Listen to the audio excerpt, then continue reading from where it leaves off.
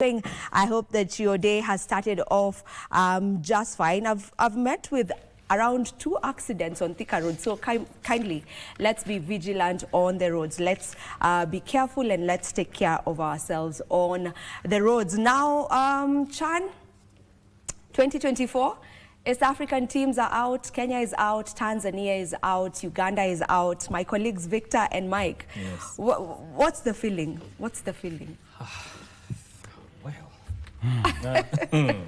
You know, we had very high hopes. The boys played well.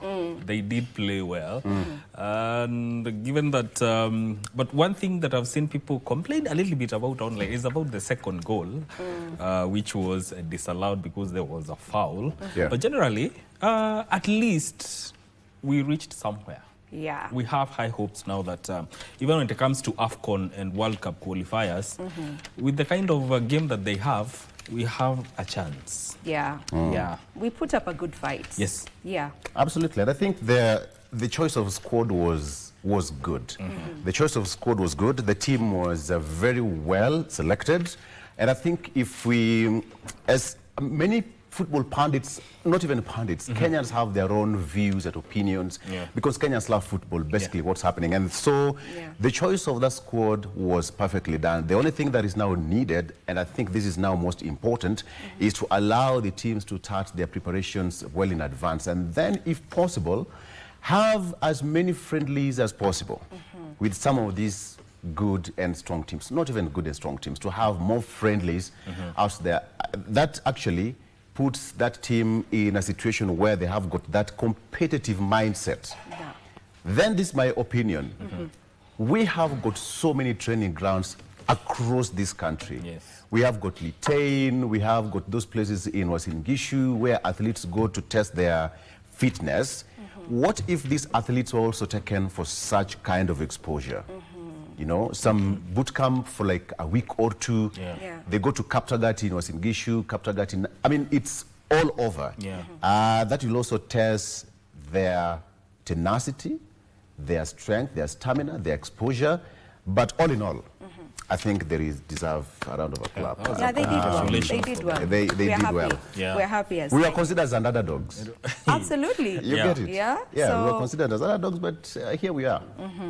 They did good, and also despite everything else, it's just the fact that it brought that Kenyan spirit. You know, Kenyans just came together to make sure that we support our own, and that was so beautiful to get to witness every single time Kenya had a game at the Kasarani Stadium. So yeah, it's a good thing. It's a good thing. Now, that aside, today being a Monday, you know, we usually tackle family matters right here on Good Morning Kenya, and today will be no different. We are posing a question to you, and we're asking, how do you handle family conflicts?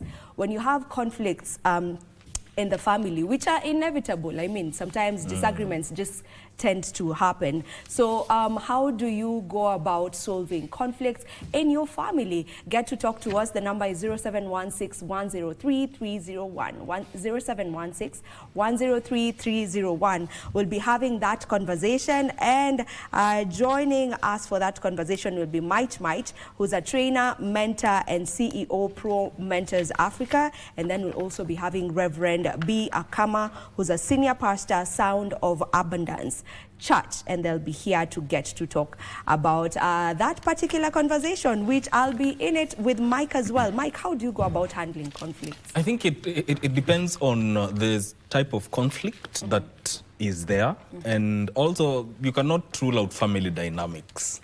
They have to play a part in how that situation is handled, but that's just my thinking. But I'll be looking forward to what you will be saying on that matter once the phone lines are open and you can engage us at such a point at then. Now, let me give you a quote to start your week. It's talking about success. Success is peace of mind, which is a direct result of self-satisfaction in knowing you made the effort to become the best of which you are capable. Success is peace of mind, which is a direct result of self-satisfaction, knowing you made the effort to become the best of which you are capable. That is John Wooden. Victor? Absolutely. Two things. I like that quote, Mike. Yes. That's powerful. Vivian, you talked about road accident along Thika Road. Now, talk about it. Road accident spike as project to retest drivers' hands in balance. And according to the authorities, 2,933 people have so far died in road accidents since January. 2,933 people, 2,933. It's in the Standard newspaper. And now, in June 2023, NTSA rolled out a retest exercise for drivers of public service and heavy commercial vehicles. But then, a month into the exercise, it was suspended following an opposition from stakeholders. And so that is what is here. Sometimes not even about the driver's capabilities and all that. There's so many things that are underlying. For example, you have got a tire burst, of which I understand there should be some situational awareness as a driver for you to prepare in such kind of accidents. One of them is overspeeding. Let's just be honest.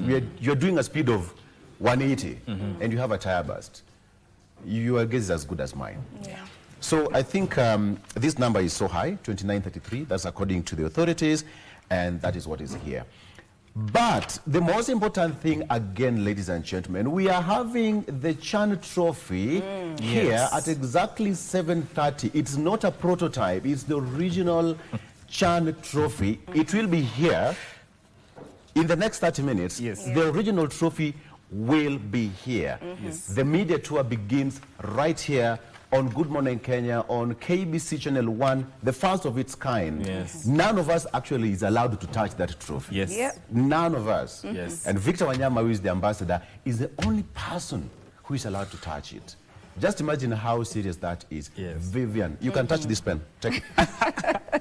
I have a question. No, thank you. I have a question. Why are we not allowed to touch it? I mean, imagine everyone being able to just touch it, and then we're just also, I bet they're also just trying to avoid an accident happening. Yeah. Accident, and then, you know, and it's everybody, not for everyone. It's for the winners. Yeah. Yeah? Yeah. And you can imagine the price tag that's on that trophy. Okay, not It to makes say sense. that we're not winners, but I get The what you're ultimate saying. winners in the tournament. The point is clear.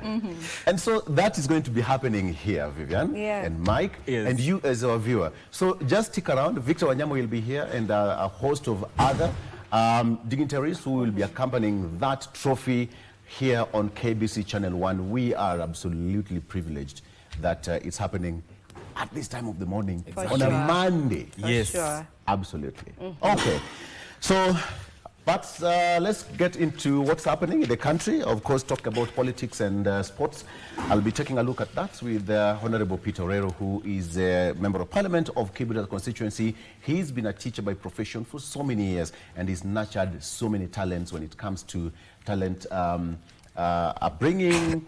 He one day told me that the likes of BN were his former students somewhere. So let's talk about that. And His Excellency Dr. Ali Mohammed Maalim, who is the Deputy Governor of Mandera County, will be here shortly. All right, so how about we start with the front page of local dailies before we get into the whole segment. Let me start with the front page of the Star newspaper. Kenya targets dirty money gangs in grey listing fighting. Kenya targets dirty money gangs in grey listing fight. That is what I have here on the front page of the Star newspaper. 56 real estate agencies and 119 companies on the state radar. That is on the front page of the Star. 56 real estate agencies and 119 companies on the state radar. That is when it comes to Kenya targeting dirty money gangs in grey listing fight. Again, the story here, Jauko Oburu, let's create meaningful jobs for Gen Z. That is the son to Oburu Odinga. All right, the story continues here. DP turns Irunduni home into a political fortress. DP turns Irunduni home into a political fortress. The once tranquil homestead now buzzes with weekly gatherings. It's all about Deputy President Kithure Kindiki has converted his modest Irunduni village home into a formidable political fortress that is reshaping grassroots engagements in Mount Kenya politics. That is what I have here. Over 7 intensive weeks, the property has hosted an unprecedented number of delegations from women leaders and sports officials to artists and as well as students. That is on the front page of the Star newspaper. Families hostile to Kenyans coming out as queer, says lobby, according to the report. And now government securities attract high demand despite drop in yields. CBK employing long-term tax-free bonds to mop up market liquidity. That is what I have here. There's a caricature here, or a cartoon if you like, about the Chan and how Chan has actually been playing. The cartoon is quite hilarious though. But it's more direct as far as this is concerned. I'll show you that cartoon very shortly as I wait for my guests to join me on set. Let's continue with other copies inside the Star newspaper. Fight on dirty money gangs intensify amid grail threats, listing threats. That is money laundering and terrorism financing trends and typology. Report 2025 by FRC flagged suspicious transactions valued at 6.97 trillion shillings. Money laundering and terrorism financing trends on typologies. Report 2025 by FRC flagged suspicious transactions valued at 6.97 trillion shillings.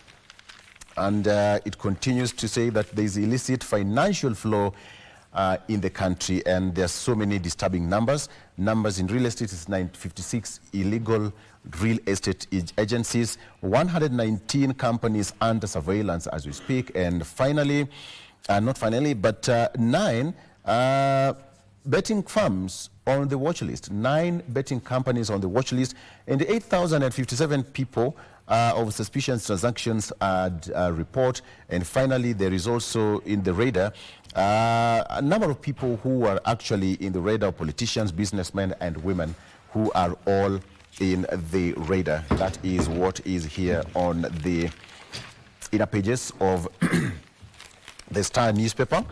Very quickly, as we get into the other side of the sports, now refreshing dawn.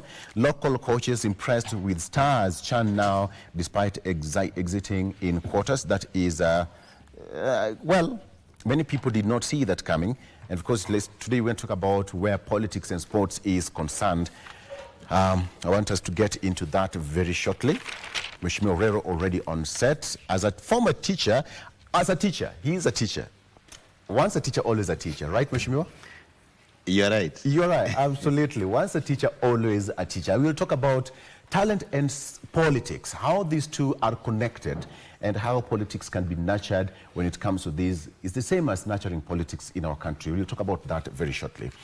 On the front page of the Standard newspaper, Use and Dump on the Standard says that the communication, including excerpts from in-house WhatsApp groups in our possession, that's according to Standard, reveal President William Ruto's hand in parliamentary misdeed despite his recent tirade against the House, from passing of the unpopular Finance Bill 2024 to removal of former Deputy President Rigathi Gachagua, and passing of unpopular laws such as Affordable Housing Act 2024. Ruto has used Parliament to serve his agenda and not the people's. That is what I have here on the front page of the Standard newspaper. We'll get into that very shortly. And finally, how to clinch top senior school slots is also here on the front page of the Daily Nation. How to clinch top senior schools slots. The Daily Nation says that Kenya National Examination Council Chief Executive Officer David Njengere explains the Kenya Junior School Education Assessment that will be a summative test accounting for 60% of the final marks of grade 9 learners, the grade 6 main exam, as well as school-based assessment in grade 7 and 8 contribute the other 40%. That is what is here. Okay, so Affordable Housing Fund to give 4 million shillings loan for building rural homes. That is on the front page of the Daily Nation. Mheshimiwa Peter Orero, good morning, Mheshimiwa. Morning to you. Welcome to Good Morning Kenya. Thank you. There was, your constituency hosted the watch party during the Chan tournament. How was it, amongst other regions in Nairobi and across the country? Of course, it was great. Yes. And, you know, my region is one of the biggest support base fans for football. Yes. You know, the leading clubs in this country, which are community-based, yes, FC Gor Mahia, yes, Shabana, and my constituency hosts the greatest fanatics of football. And even before people started showing this on bigger screens, yes, we have a regular place called Kamkunji. As we started showing this to Kibra people, especially from the Morocco match onwards, I think it was a big idea, a big a thing for Kenyans also who could not manage to watch the matches in the live stadium, at the stadium. Yeah. They were able to watch very comfortably at their comfort zones within where they are staying. This was a great moment for Kibra people. Yeah. And Kenyans at large. You know, we are a cosmopolitan constituency. So I think that idea where Kenyans are given the opportunity to watch, even if you don't attend it live in the stadium, it has given many people to see the kind of players that this country, that we have currently. And I must appreciate that what Kenyans did in terms of the football that we watched is a big step towards the development of sports in this country. Not just football, it has inspired many other sports. Apart from that, the incentives that were granted and given to the players, not just by the head of state, but also other people, I think has given the younger players a lot of motivation, a lot of courage, because sport is the biggest industry that you can ever have in this world. And I think Kenya, we will now move from one stage to another after this Chan, as we are waiting for the AFCON coming. It has given us indicators that Kenya is a base full of talents, raw talents that only needs to be nurtured. So I think it's going to be better for Kenya youths. Okay. Yeah. I want to take a quick break. It's 7 a.m. Let's take a quick break and we come back. I want us to get into this. And of course, the Chan Trophy is going to be here in a short while. The original one, not a prototype. The original trophy is here with us in the next few. And Victor Wanyama, one of our legends, will also be here. Let's talk about talent and politics. How are these two connected? Is there any connection between sports and politics, Mheshimiwa? Of course, it is directly proportional. Right. Sports, when you watch the people that went to Kasarani to cheer the national team, these are the same people who are in the politics. Very good. Yes. That's a very good point to start. So let's take a break. Dr. Mohamed Maalim will also be here early with us, Deputy Governor of Turkana County. Stay with us.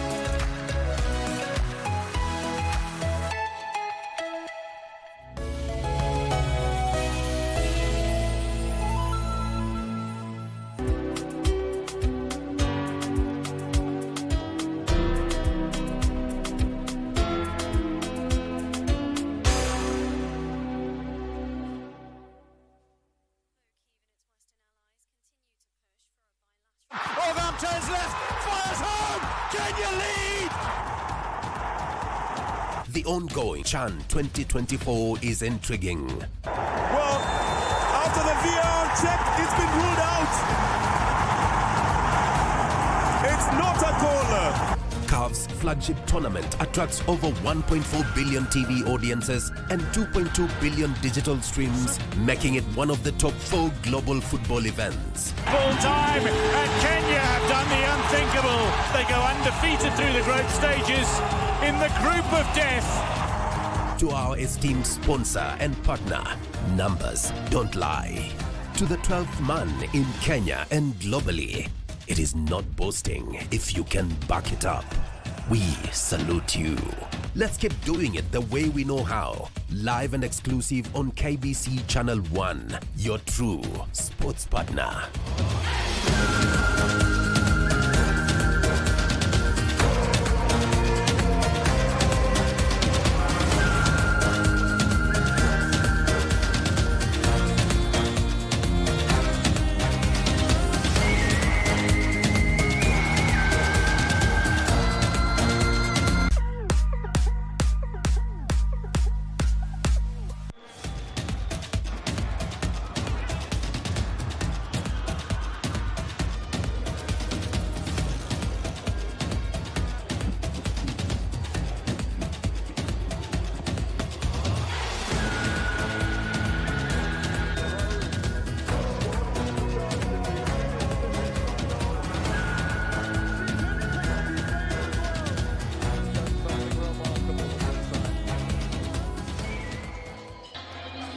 Mohamed Abuja claims the man of the match accolades.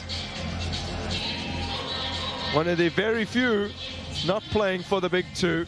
He represents Al Zamala. Magharibi mwa Kenya.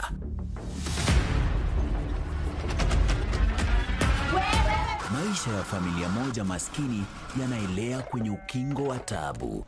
Umetoa wapi hizi pesa? Dadi, umeiba. Mwizi! Wewe ndio mwizi, unaiba mbuzi wangu. Baba ni mlevi, ameitelekeza familia yake na inayumbayumba. Leo mimi sijalewa na bado una raha. Andrew, adui mkubwa wa familia hii, anaichukia. Nini mnapigania? Shamba. Toka mbele yangu wewe. Wale pesa zetu bwana. Hauogopi Mungu, hauogopi shetani. Congratulations Jema. Nyamaza, mwanga kwa daktari anadanganya. Kwa Josh, kilichosalia ni mzigo mkubwa zaidi kielimu kama atafaulu kujiunga na chuo na kimaisha. Je, atatoboa?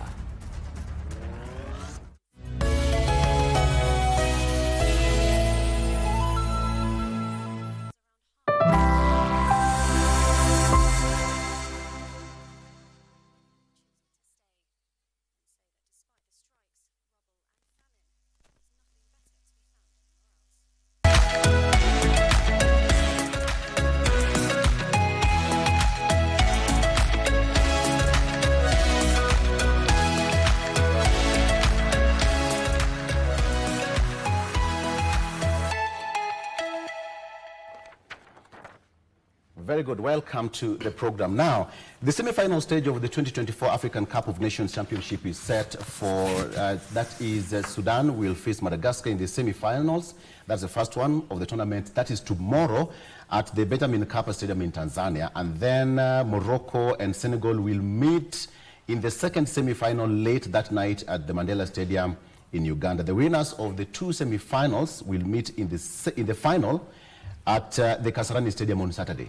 Okay, so we also have a moment to celebrate in the country, and while losers will face off a day before in the third playoff at the Mandela Stadium in Uganda. So we still have a lot of tournament happening across the East Africa community. But then now, gentlemen, we've seen a lot of action in the country, but I want us to bring the similarities and perhaps differences between politics and sports. Deputy Governor Mandera, good morning. Good morning. Karibu sana Mheshimiwa. Asante.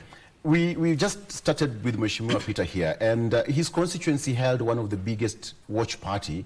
That's one of them was in DC grounds, I remember. All right. So when you bring, what is the difference or similarities between sports and politics? Because Kenyans, we consume politics and sports at the same time in equal measure. Yes. Yeah. Absolutely. And they have a lot to do with each other. You know, politics generally is polarizing. It's very divisive and sometimes very toxic and very poisonous.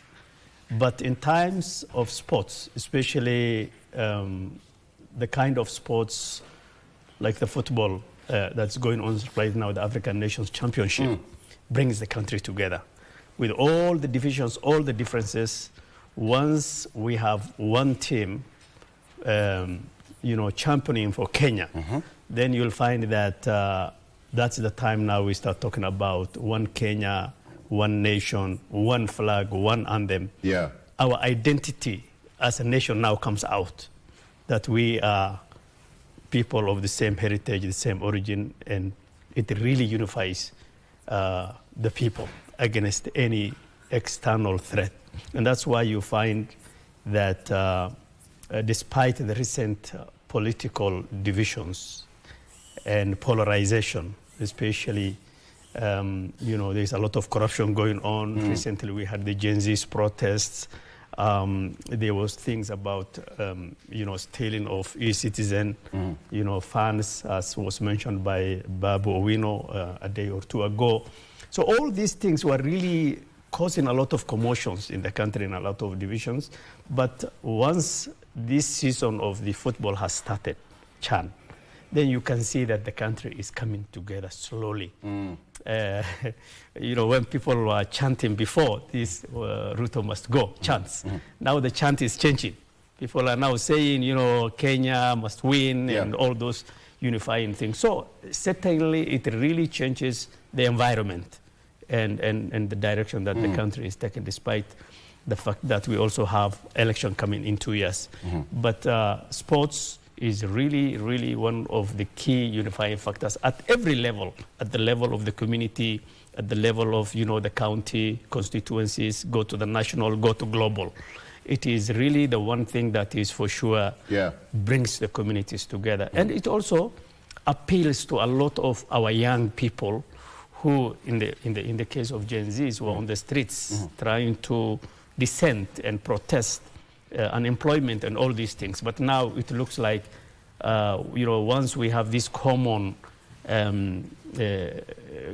games for our country, it looks like we're all united. Exactly. The government, which they were dissenting against, the Gen Zs, and of course, our players are Gen Zs. You know, these are actually most of them. Some of them are 19, 20, 21. Yes, and so they can see that the government, the politicians, the leadership are rallying together with our young people. I get that. Mheshimiwa Peter, you said that in as much as that is the thing, a majority, not a majority, the same people who watch football, who throng the Kasarani Stadium are the same voters that are always on the ballot in every electoral cycle. You are very right. You know, we need to look at what is politics and who is a politician. Exactly. Because politics is carried out by politicians. A good politician will always rally people behind him. And you look at what are mechanisms of rallying people behind you. And one of those mechanisms is the sports. Sports rally or bring people together. We have seen many sportsmen coming as being president. Look at George Weah Opong. Great sportsman in this world. And then because of that fame, people rallied behind him and he became the president. So it means that this politics can bring people together, unify people together, and then they have the same ideology. You know, politics is about ideology. It's about people's motives and concerns. So sports is a great factor in terms of the political development within a country. Yes. And when you do politics and the politicians, is about how can you bring people together, how can you support people. And you realize that just recently, when we have been having Chan, you have seen that a lot of youths have been going to support the Kenyan team because in sports is an industry. It is a way also of employing the youths. And I take this time to appeal to the president that he had promised these boys a housing unit. I would at wish a place of their choice, location of their choice. If they won. But I would ask him not to renege and give these boys their housing units, so that the upcoming players and other people can see that really sporting has an opportunity for the young people to get better in a society. Not just when they are playing, but even as they come. Now you have said that Wanyama is bringing is the ambassador here. Yeah. He's a millionaire by all standards. Through sports. We cannot deny the fact that he has been employed through sports. So we must encourage sports and politics together, because sports brings people together. Politicians, when we go to, like myself, why I am here is because of sports. Exactly. I've been in sports for a long time. My fame is because of sporting activities. People got to know me a lot, not just as an educationist, but also as a sportsman. Perhaps and for, most important, for people who do not know, which sports in particular? Personally, I know. But for my kinsmen in Homa Bay County, they want to know. Right? You know, you will translate to them that Okimiele Kong. You know, it is people who tell you. But yes, I'm a sports administrator in many fields. Currently, I'm still the treasurer of Kenya Basketball Federation. See that? As we are speaking. Yeah. Even when I was elected, I didn't relinquish, because the basketballers said I must continue supporting basketball in this country. I am also a football administrator for many years, as a coach and an administrator. Netball, I know you would not imagine that men can play netball. Right. it's a difficult game, for real. Yeah, so during my time, I said I don't want to talk about my history. But of course, the whole of this Nairobi, very good. I won the most number of trophies and winners. And of course, now I'm also into rugby a lot. I support a lot of rugby. So we totally understand your background when it comes to sports and how politics is all about. Yes. I mean, that is a very good one. And when you listen to that, Mheshimiwa, again, the number of people that you've seen passing through your hands, up to this particular point, you see them flourishing, and you are able to interact with them as successful men and women of the society. From a political point of view, what do you think is the biggest contributor to them? I mean, the president also said that, you know, there's an incentive. I'll come back to you, Mheshimiwa, shortly. But the biggest incentive was to give them the affordable housing. There was that money effect, the promise and all that. Let's talk about motivation when it comes to sports. And even when it comes to politics, there is that aspect of motivation, both sides. Connect the two. Well, you see there is the short-term gain, which is getting a little bit of money, the 1 million shillings that the president gives to the players. There is the housing that they were promised. But what that shows is that at the highest level in our country, we appreciate what our youth are doing in terms of sports. That we cherish them, that we mean supporting them means a lot to us, so that we show them the promises that we have made to them are actually being actualized. And despite the protests and the disillusionment about, you know, youth and all that, now you can see that there is hope, there is light at the end of the tunnel for our young people. And so ideally, what needs to happen is that leaders now must learn from CHAN, you know, the African Nations Championship, in the sense that when His Excellency surprisingly showed up at the training place of Harambee Stars, and also several times he has worn the jersey and kicked the football, then that shows that these things really matter to us as a nation. It matters to us as leadership, and we care about our young people to have a future in sports and football, and any other area of employment. And so ideally, this cannot be separated from each other. It is something that we need to continue to build on and show a very good example. I think the highest time that Kenyans have ever experienced in terms of sports awareness. I mean, we have had sports all the years, but then this is the most, time that most Kenyans are sensitized about sports and football because we are hosting it. We are right in the middle of it. Our team is doing very well. The president is involved. All the leaders are involved. It is becoming a serious narrative that at some point we will hit something at the global level, the same way we do with our runners and marathons. So this is extremely important for us. The other thing is that now that we can see what sports can do in terms of unifying the country, in terms of times when we really need this country to come together, sports is really doing it.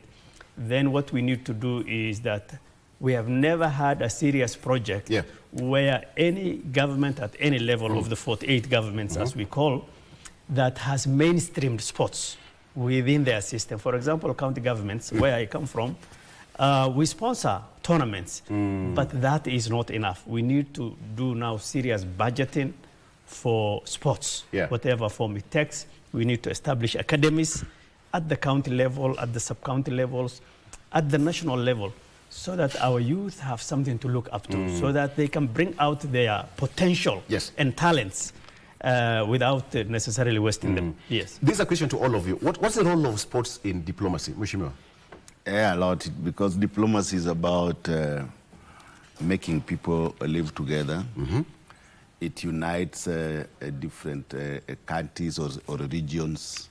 So the sports is meant to bring people together. For example, the East Africa community. The discussion between Uganda, Kenya and Tanzania. Yes. In fact, just last week, we had the East Africa Games. In fact, now East and Central Africa Games. This was created to bring the East Africa community together through sporting activities. There were so many countries, Kenya, Rwanda, Uganda, Burundi, and even Cote d'Ivoire came to participate. We also sometimes have Sudan participating. And the essence of these sporting activities is to bring closer relationships amongst these countries through sports. Because a sportsman never gets annoyed with his opponent. After the game, you have seen they shake hands. In fact, if it is football, now it is a rule. You have seen rugby players, even after playing hard on each other, after the game, they have to say, that was just a game. That was just a game. It is meant to bring not just cohesion, but also to promote and enhance friendship. So I think sporting activities is a media that should be extensively used by countries and regions in terms of diplomatic relations. So it goes, sports and diplomacy go hand in hand. So I think this is one of the ways that wherein countries should be able to get involved so much. When you have, like Sudan, you have realized that they have had turmoil for a long time. But they have used sports, like now, Sudan, in basketball, they are the best in Africa. They have used this a lot to bring peace in their country. So we are saying that as a country, we need to invest a lot in sporting activities. Our federations need to be supported a lot, so that these federations, all of them, different people have different talent. It's not about football only. It's not about rugby only or athletics. We have many other disciplines that each person or these young people will find where their talents are. We have cycling, we have rugby, we have boxing, we have athletics, we have tennis, lawn tennis, table, all these sporting activities. Federations, the government need to invest a lot in the federations. Of course, the government has been supporting the federation, but we need to budget more for these federations so that we can create job opportunities for young, because sports is an industry.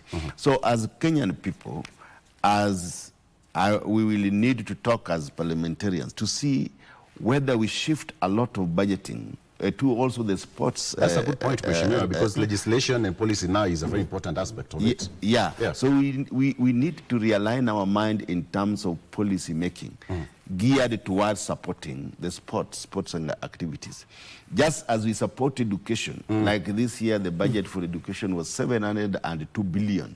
We also need to look at the budget for sports. That's a good point. And raise it to another level. Absolutely. So that now that we have CBC, we have pathways. One of the pathways is about sports. And how do we bring this into our system that develop the economy that we want to have? So if we have a pathway of sport, then we need also to put a real budget for those who complete the education and they graduate to either academies or other regions. So we must increase the budgetary allocation during our budget process to sports. So that as a country, if we are serious in developing sport, go to Brazil, what their earnings, the biggest gains they get is sports when you go to Brazil and many other countries. Because it's a deliberate move by the government. Yes, it's a deliberate move by the government. There are people who don't even go to school. Do you know where Ronaldo went to school? Even this, we don't have you don't know. Because he is basically a sports person. Yes. And has succeeded in sporting activities. One of the richest people in this world. One of them, because through sports. So we are saying that Kenya, we must make deliberate efforts as a country to ensure that we have budgetary allocation that will support sporting activities just the way we are supporting education. Allow me to give an assignment. When you resume after recess, why don't you propose that on the floor of the House? DG, do you think that's a good idea? Good point. Exactly. Good so point. that news is tightened perfectly well. Yes. Talk about politics and diplomacy as well. Absolutely. I think Mheshimiwa has a very good point in the sense, and I have said it before, in the sense that we must be very deliberate about budgeting for sports at every level, county level, national government. We must fund sports the same way we fund healthcare, the same way we fund education, because it has such a serious impact. Globally, if you look at America, some of the richest people, youngest, under 30, are people who are from sports, basketballers. NBAs. In the NBAs, all these people. So there is no reason why we can't do that. And we have the talent, we have the potential. The other thing about politics and diplomacy is that Kenya is known globally because of marathoners from Rift Valley. The way people know Kenyan flag, when they see anywhere across the world, those flags were not branded or taught by ambassadors. Those flags were taught and known through our sportsmen and women, our young girls and our young boys who are sporting across the world in various marathons. So that itself shows that actually... Even you look a marathon. Yes. When you go to you think you are a marathon. Yes. So when I was in the US... It's never too late, Mheshimiwa. It's never too late. No, it's not even too late. But I am actually one because when I was a student in the US, and I tell them I'm from Kenya, the first thing they think is that, I am a sportsman. I mean, out there, they don't know there is Somali, there is Kalenjin, there is Kikuyu. All they know, you are a Kenyan and you are a marathoner, you are a runner. And so these people have really sold and branded this country much better than diplomacy or any kind of ambassador would do. And I think that is now where the juxtaposition of sports and diplomacy, sports and peace, sports and, community building and community cohesion. This is the one thing that we have failed as a country to invest in properly. And I think it's never too late, and we can do it. It's never too late. Yes. Gentlemen, let's talk about the sports tourism that we've seen. I mean, Chan is a clear example. People have been talking about, the whole renovation of Kasarani and Nyayo Stadium. We have never seen Kasarani look that beautiful before. But let's talk about the tourism in itself. Everybody's talking about Chan, people are talking about Kenya, Kasarani, and all that. Let's talk about that, Mheshimiwa, and how we as a nation, not as a government, as a nation, we can harness that tourism itself. We have got Masai Mara, but how do we harness this sports to be a tourism attraction independently? Now, Kenyans, many Kenyans, I realized that more than half of the people who went to Kasarani had never even stepped in Kasarani before. True. And when they entered that field, they never imagined that Kenya could have such kind of a facility in this country. That is also even a local tourism. Because the amount of money that was collected, the amount of money, the revenue that was collected. I have so many people like that I supported to go and watch football, and they had never gone to Kasarani. But from now onwards, they have said they will never miss such kind of events.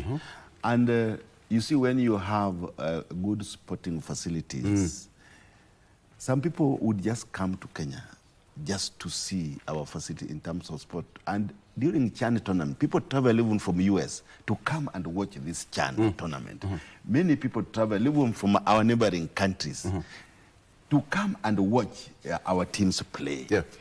We had the DRC. Many people travel from DRC when we were playing to come and watch their team play.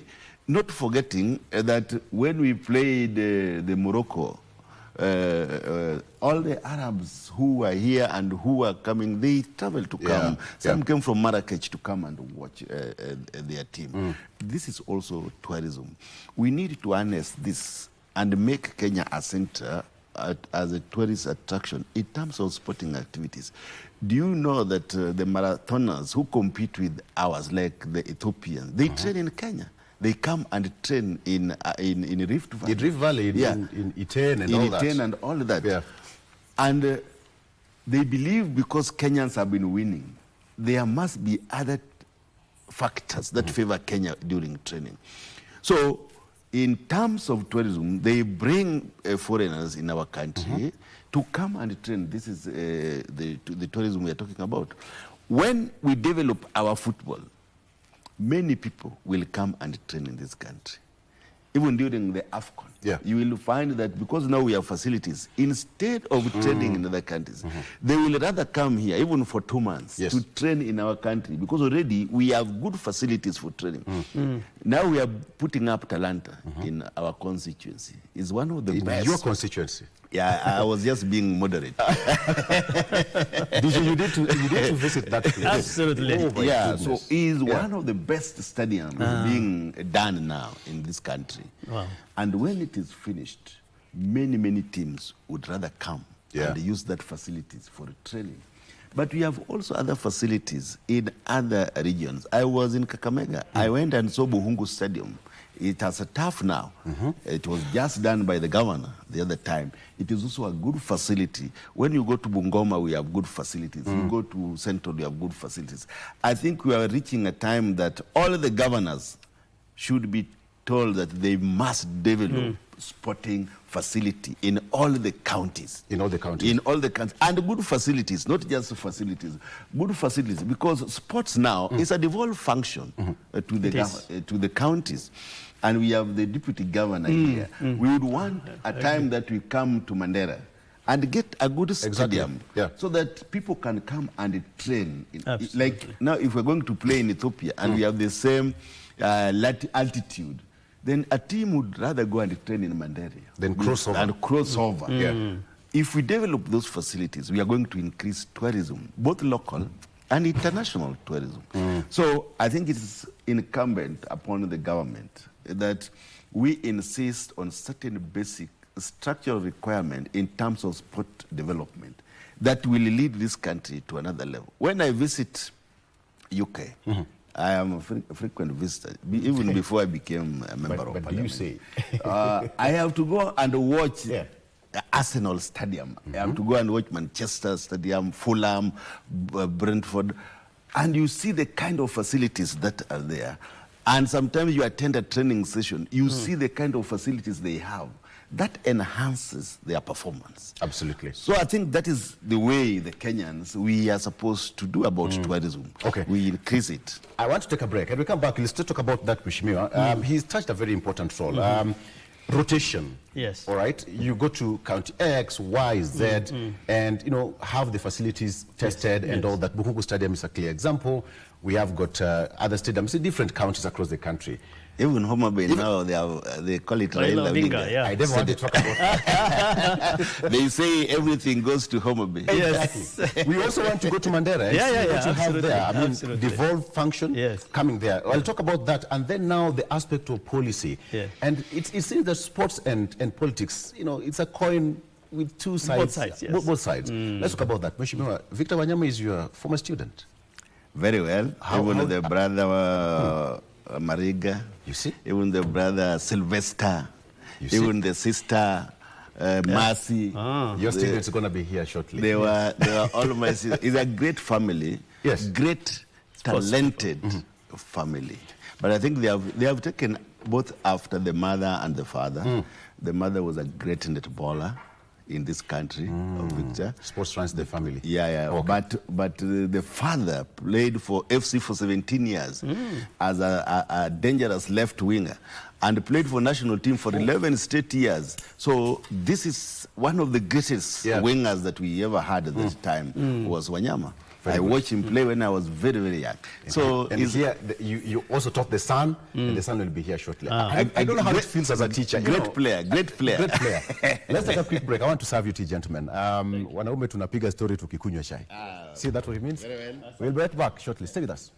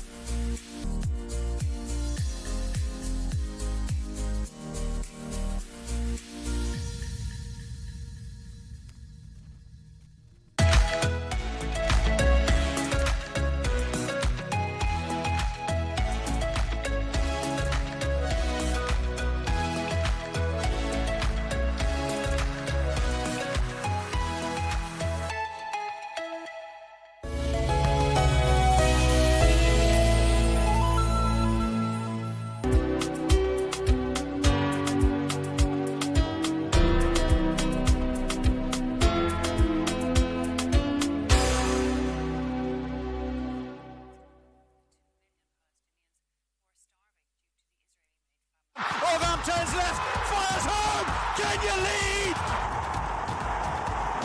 The ongoing CHAN 2024 is intriguing. Well, after the VAR check, it's been ruled out.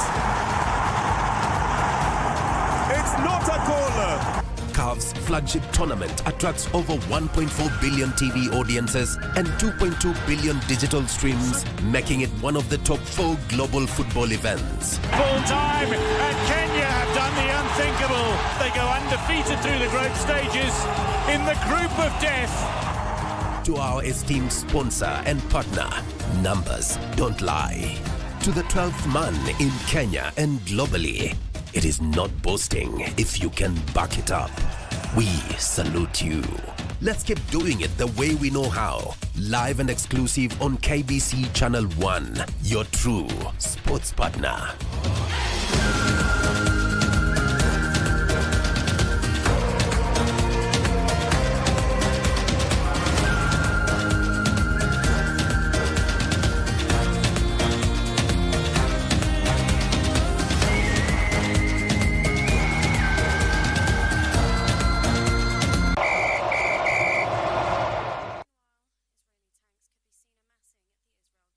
Timu yetu iko na future tukipata kocha kama huyu yenyewe bado, kwa sababu wakati alichagua vijana hakuangalia huyu anatoka kabila gani, na hiyo ni jambo ambalo limetufikisha mpaka quarters.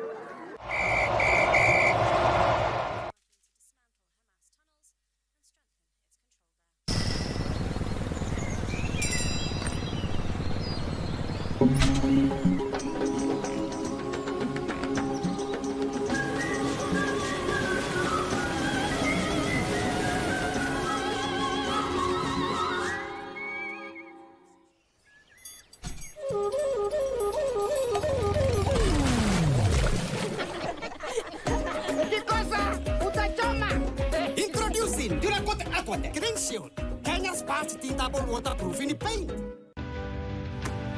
Ladies and gentlemen, the stage is set for CHAN 2024. Please watch out for every thrilling goal, every breathtaking moment on our radio stations, on our TV platform, and all on our social media pages. CHAN iko KBC. Got the fear of missing out? Want to keep up with all the latest entertainment news and latest celebrity gossip? From the latest rumors to popping events to the newest fashion trends, here is where you get all the tea or juice when it comes to entertainment, and you get it served on time. All that and so much more on Grapevine every single Monday only on KBC Channel 1. Remember, if you did not see it on Grapevine, then it most probably never happened.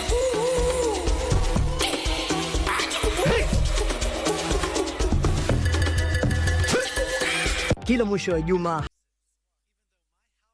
magharibi mwa Kenya.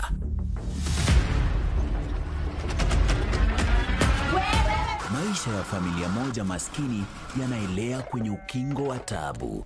Umetoa wapi hizi pesa? Dadi, umeiba. Mwizi! Wewe ndio mwizi, unaiba mbuzi wangu. Baba ni mlevi, ameitelekeza familia yake na inayumbayumba. Leo mimi sijalewa na bado una raha. Andrew, adui mkubwa wa familia hii, anaichukia. Nini mnapigania? Shamba. Toka mbele yangu wewe. Pate pesa zetu bwana. Hauogopi Mungu, hauogopi shetani. Congratulations Jema. Maza, wanga kusema daktari anadanganya. Kwa Josh, kilichosalia ni mzigo mkubwa zaidi kielimu kama atafaulu kujiunga na chuo na kimaisha. Je, atatoboa?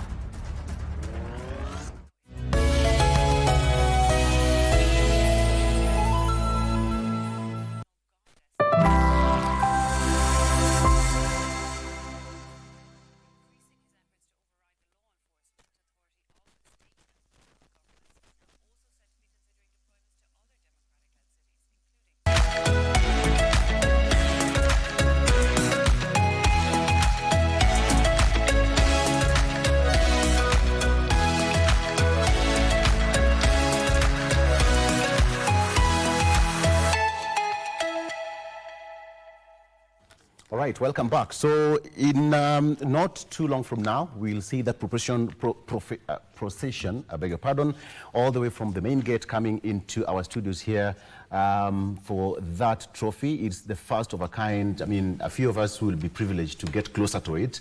I think that will be the closest that we will be. That's the beauty about it. So, but before then, let's talk about this, Mheshimiwa. I mean, when you look at sports generally, it seems that politics and sports are just two sides of the same coin. I mean, there is no difference. Yes. Then. Very little. Yeah. Very little. Because one drives the other, and they both drive each other.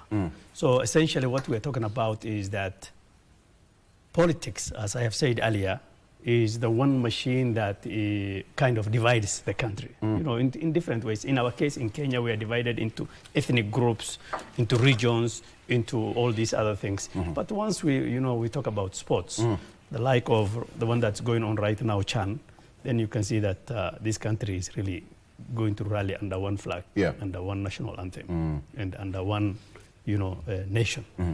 And the most important part, the people on which sports has an effect and an impact on, is the largest population, which is the young people.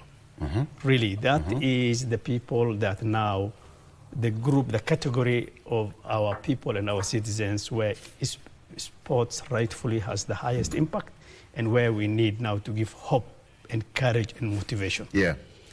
Yes. Okay, so we talked about devolution, and it's devolved. It's a no-brainer that when devolution was started, that aspect was supposed to be closer to the people. And what we can see right now across the country, nurturing of talent, development of different stadium and facilities across the counties, should be one of those things, one of the key drivers to have sports nurtured from that young age. Mheshimiwa here said that it's one of the pathways, as in our CBC curriculum.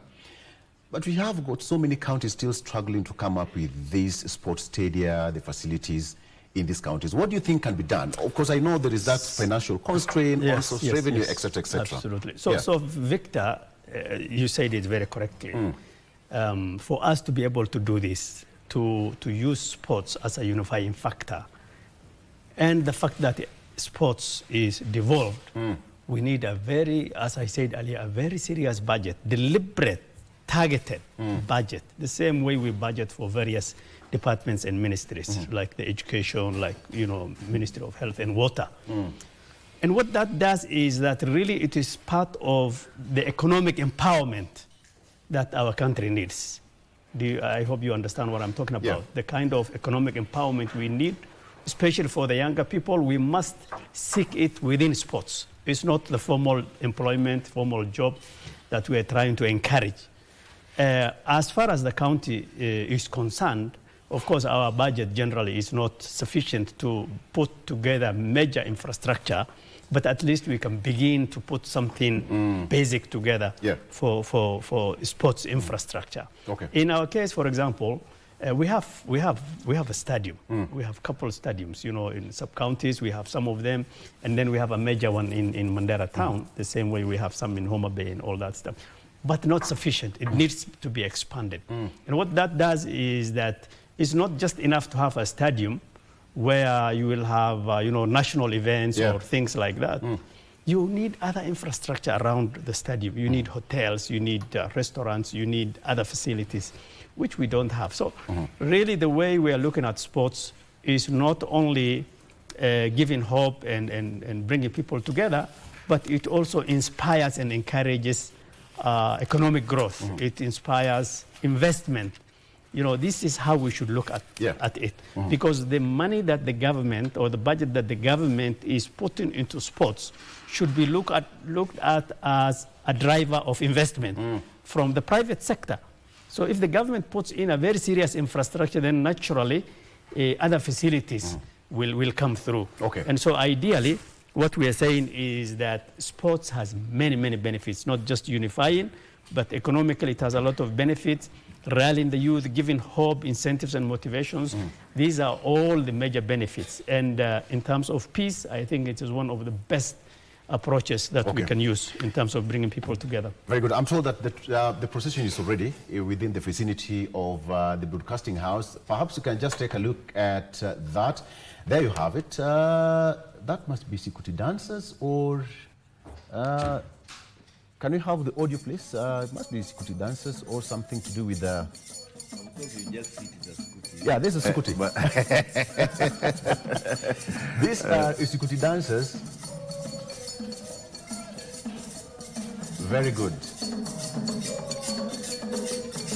What a moment to behold. I mean, just having this particular silverware here with us.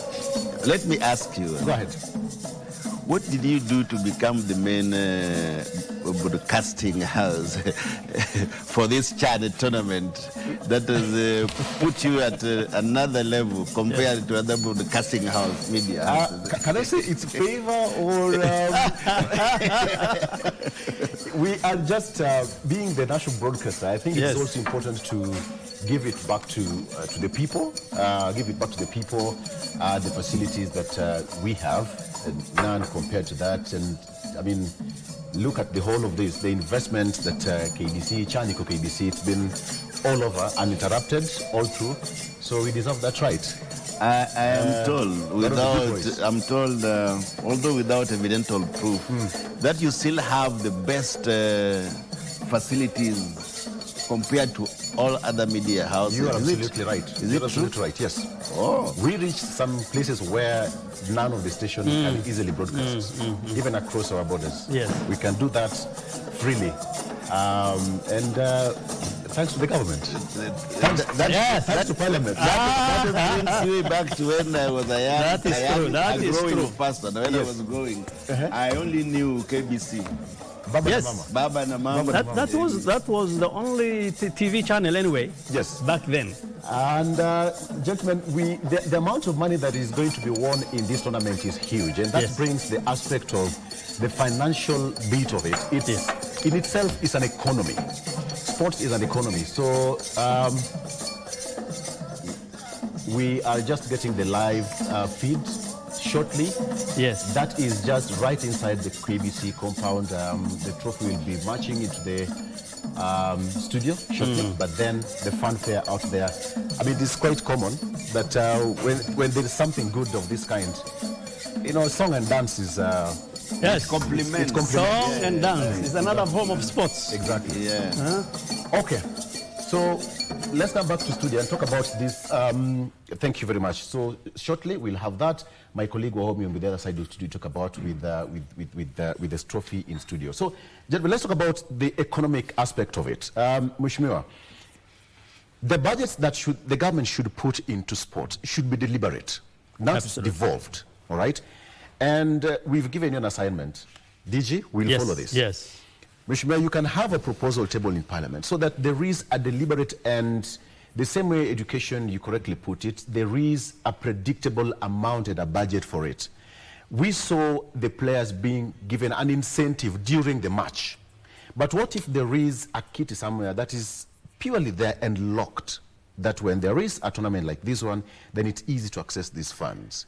You know, the last time in the National Assembly, when we had a small standoff with the governors in terms of allocation of finances, they had wanted that maybe they are given 465 billion, but we brought it to 415. If they were to come now, me as a person, and tell us that this money that we want to raise for the governors will go to sports completely, I would be the first one to propose that. So long as there is proper and best utilization of finances in terms of promotion of sports in the counties, because it is a devolved function. So we need to be very deliberate. We need to be deliberate in terms of the budget allocations for sports in those counties. And not only that, we need to nurture the talents from the counties. We need to put to test these governors. How many academies have they put up in their counties? Absolutely. They need to put academies, sports academies. They need to tap on all the players, the players who have experience, those who have retired, but they know what sports is all about. They need to have training centers for sports personnel, so that we need to have each county producing a formidable team in this country, so that they have their support base from a county. Because supporting a team is not something that a county cannot take up. I have seen certain teams from other counties that are not able to honor their matches because of lack of funds. I believe that each county should have a team to support in the National League, but they need to strategize and start from the academies down level.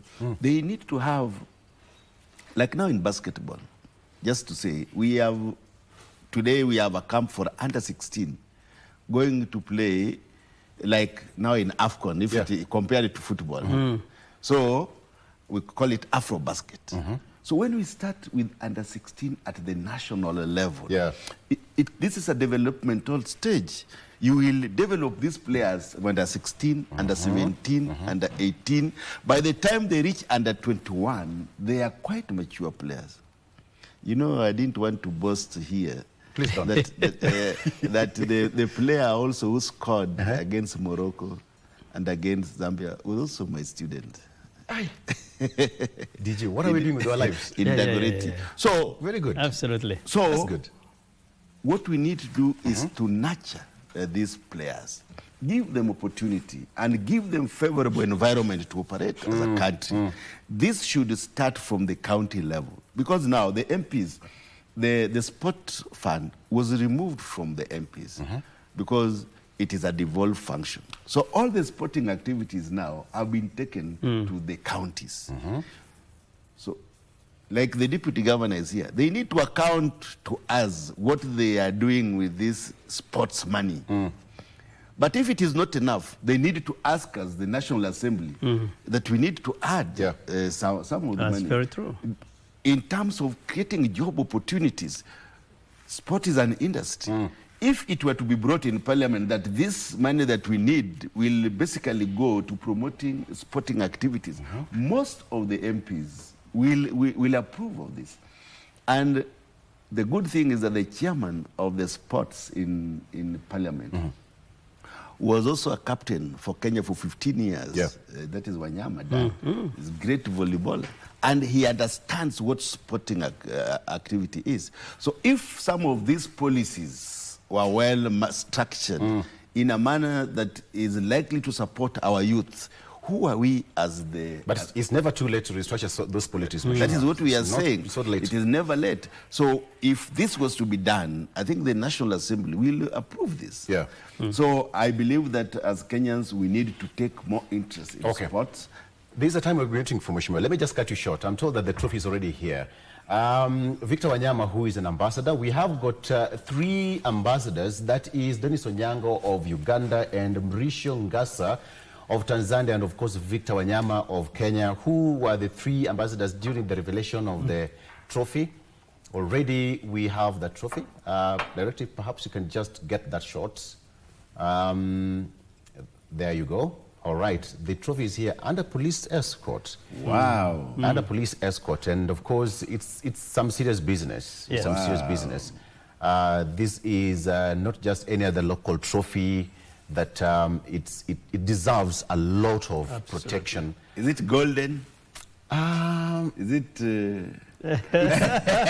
I wish you could touch it. It has to be. It has to have some value. It has to. It has to have some value, and this is something that I think, gentlemen... But it is symbolic, you know. It is. It is symbolic. It is. We are very privileged at this point of the hour, of the day, that a majority of Kenyans were actually waiting, and we'll be having that close interaction with it in studio here. Yes. That is the first media tour, and of course we have got Scooty dancers. So this is the trophy we got. This the trophy that they will give the chance. The winners. The winners at the end of it all. The actual thing. The actual thing. So we get a chance to touch it before it's... No, you're not allowed to touch it. You can get closer to it. We can wave at it. You can easily wave and take pictures as many as you want.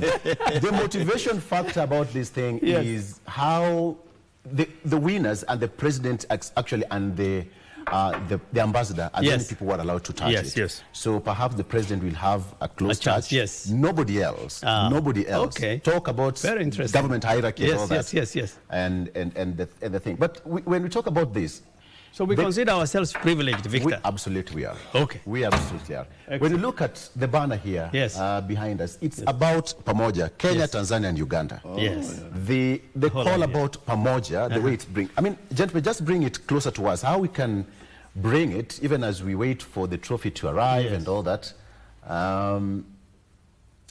Yeah, Mheshimiwa, that's your boy. Yeah, that is Wanyama. That's Wanyama, the ambassador himself. Yeah, that is himself. A legend. Himself. But he's still playing. He's still playing. Yeah. He's still active. So how old is Wanyama now?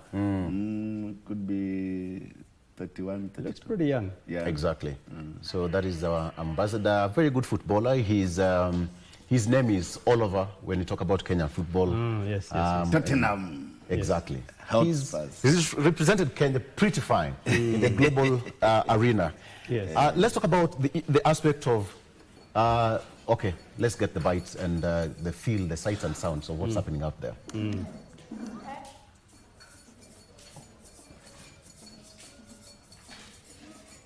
You know, the ball legend is like the father. Really? Yeah, that is how it is.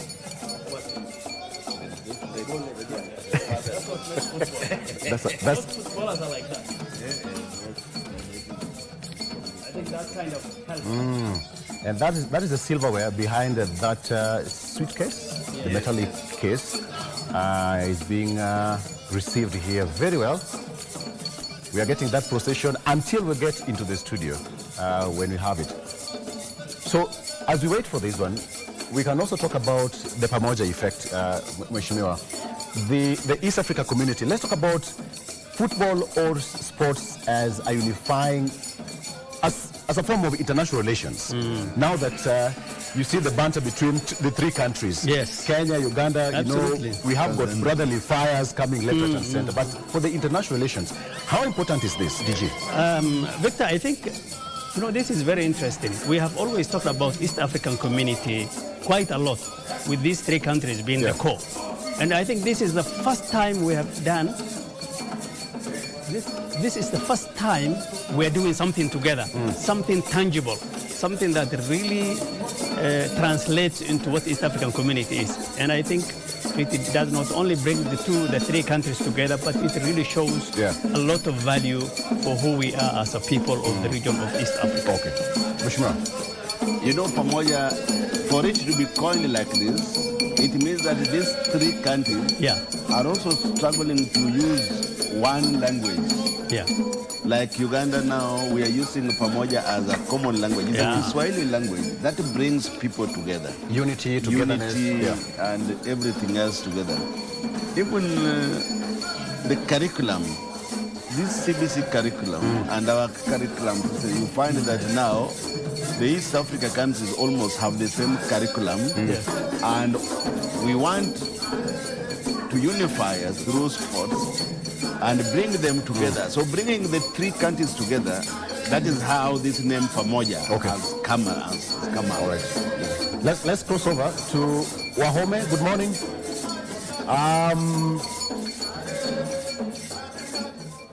Oh, very good. The security is quite loud. I mean, the sound and sounds of what's happening. Wahome, good morning. Wahome is my colleague today, joining us on Good Morning Kenya. Wahome, this is a great moment. I have got two brilliant brains here, legislators, members of parliament, and a deputy governor. They're leaders and talking about sports in their own way that they understand. Perhaps you've handled this, for far too long. How important is it now that it's coming in studio? In 1 minute, it will be here with us. Well, Victor, I can tell you this and say hello to Deputy Governor and also to Mheshimiwa Orero. I've, interacted with Mheshimiwa Orero from the basketball scene and also from this school game scene. And you can see this is a new pathway. And one of the things that we need to see is to move sports from that social aspect of it, and it becomes something fully economic.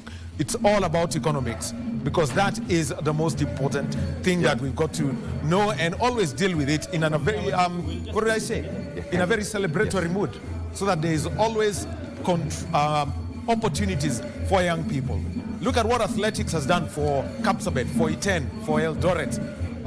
Think of all of those places. Look at what boxing has done for some youngsters, like Rayton Okwiri and the others. And right now, we can tell you that we can see that the trophy is getting into the studio and the Isikuti is there.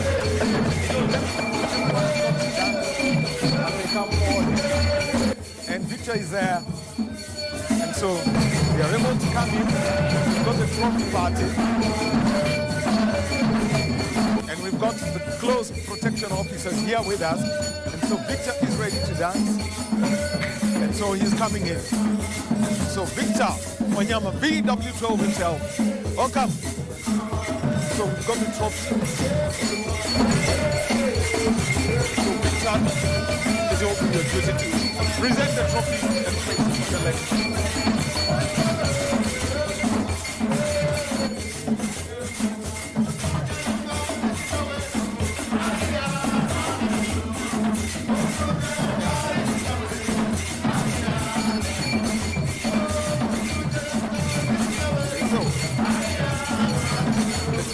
There.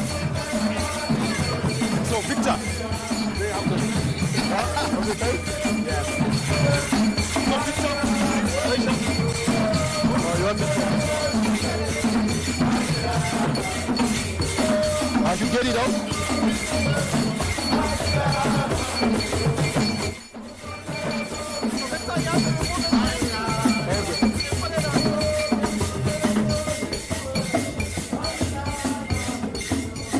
And so the trophy, all gold and all silver, presented by one of the three ambassadors, Victor, the man they call VW12, Wanyama. And the trophy, now we can say it in full. Chan iko KBC, trophy iko KBC. And Victor, welcome. Thank you. Asante sana. Have a seat. And so let's have this conversation now. It's all about this trophy. And Victor, first of all, the moment, you got the call from CAF and you were told you're going to be one of the 3 ambassadors alongside Mrisho Ngasa and Dennis Onyango. The feeling for you? Yeah, it was a good feeling, especially, Chan being hosted by the 3 East African countries was an honor, and I'm really grateful. And for you, having been at the Africa Cup of Nations in 2019, and what was that feeling for you? First qualifying for the tournament, and then you get onto the pitch, the anthem is played, and you feel that real moment before you played against Algeria. Yeah, it's a great feeling to be in a bigger stage as AFCON, representing your country. Doesn't get better than that. So it was a great feeling representing my country, and also, fighting for Kenya, to be able to show what Kenya has got in terms of talent in football. So it was a great stage for us. For young players, who get into that and you feel, the anthem is played at this stage and you say, now this is real. What was it just before you kick off? Yeah, I think every young footballer is a dream to be able to, reach those levels, to be able to get on that stage and represent your country. So as the anthem starts and you're thinking of the occasion, it gets even better when you start playing the game, when the game starts. So everybody, every young footballer looks up on those moments, and those are the moments that they give the young footballers, the hunger to be on the bigger stage, to work hard and to be on that stage. So for me, it's amazing, and it's a great feeling to have to host this CHAN for the young talent here also. They can see what our Kenyan team has done also, and they'll be burning inside to be on the same stage. Well, for you, moving around with each trophy, what's the reaction of the people, when they see this, gold and silver trophy that's going to be presented to a winner on Saturday? Yeah, this trophy, it's a big trophy, and as you have said, gold and silver. I wish we could have been still in the tournament, but it is what it is, and still proud of my Kenya team, what they have achieved. But the trophy looks good, and it's great to show the people what CAF has done, and the trophy is amazing, so we'll be set for the winning team. All right, and look, let's talk about the tournament. And first of all, let's talk about the group stages and what you witnessed, skill levels for players who are based in their domestic leagues. I would say the tournament has been really a success so far. The organization, the way they were selling the tickets, the way CAF has arranged everything for the teams, it has been superb. And group stages have been really electric. You see how the fans, they have been flocking the stadiums. It has been really good. So I think even bigger things will come when AFCON 2027 will be here. And actually, what's been your biggest experience, at any of the matches that you've attended? I think the biggest experience is the turnout of the fans was really good. It shows that we are back in football again as fans, and the fans really pushed our boys, and it's great to see this. It's been a long time since I've seen the numbers in the stadium like what I've seen before in this tournament. So congrats to all the fans, and hopefully this is just the beginning. They'll be doing that also in our leagues, and yeah, we are moving forward. And by the way, even before the leagues come back, as Victor is telling you, there is that slogan about, packing the stadium. Remember, despite this, there's still the final, and after that, and the 5th and the 9th at Kasarani, the Harambee Stars playing in their World Cup qualifiers. Now, let's talk about the impacts and, you know, this kind of tournament would have on a domestic league, because, you know, you've played at the highest level, or played in a Champions League final, but it all started at home. Yeah, sure. You know, the impact of this tournament is huge, especially in the infrastructures. You know, now the pitches, they are really, really good. They are in a good standard, and you can see if you have good facilities, the boys can play. So one thing is as I said, the facilities, they have been improved, and we've been playing some good football. The other thing also, the young generation coming up, seeing this tournament, you know, getting hosted here in our soil, they'll be working harder to be on the same stage as well, and that's really good. And also the other thing is also, like I can say, is the country gets more visitors, so it's really good to see people from outside coming and you know, exploring Kenya. All right. Well, Victor, across the studio is your namesake, Victor. And Victor, you have one question for our captain here? Absolutely. Captain, first of all, congratulations. Just to inform you that I have your teacher on set, Mwalimu Pitorero, and he's very proud of you. Member of Parliament of Kibra constituency. He said that you are a very good student.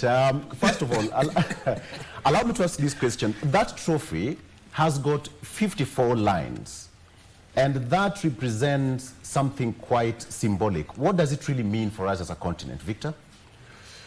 I think the 54 lines, I think, if I'm not wrong, is the countries in Africa. And that's huge, you know, this tournament, you know, being created, it has really bring out the impact in our local football leagues, also in our local national team. We've seen a lot of talents, and they have been also given the stage to showcase their talent, and also to sell their talent on this great tournament. So it's really huge for the teams that they qualified and they have been able to play in this tournament. Thank you, Victor. How are you? I'm good, sir. I'm good, sir. You are still the same, eh? Yeah, still the same. As an ambassador, did you people make deliberate efforts to invite scouts and agents to pick some of our players as they showcase their talents during the tournament?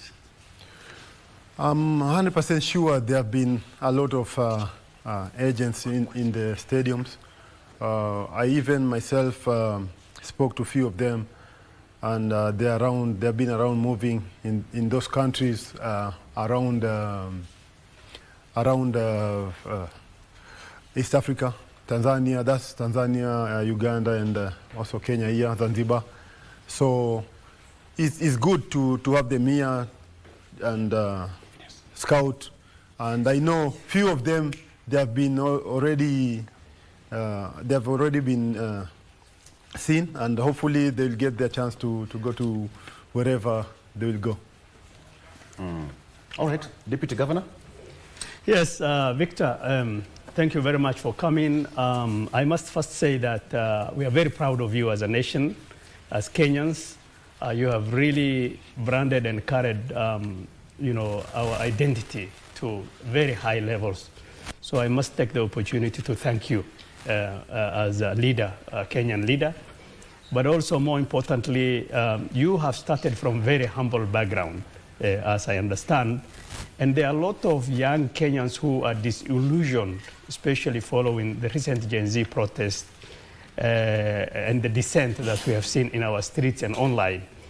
Now, with this CHAN and sports, we can see, you know, a hope, light at the end of the tunnel.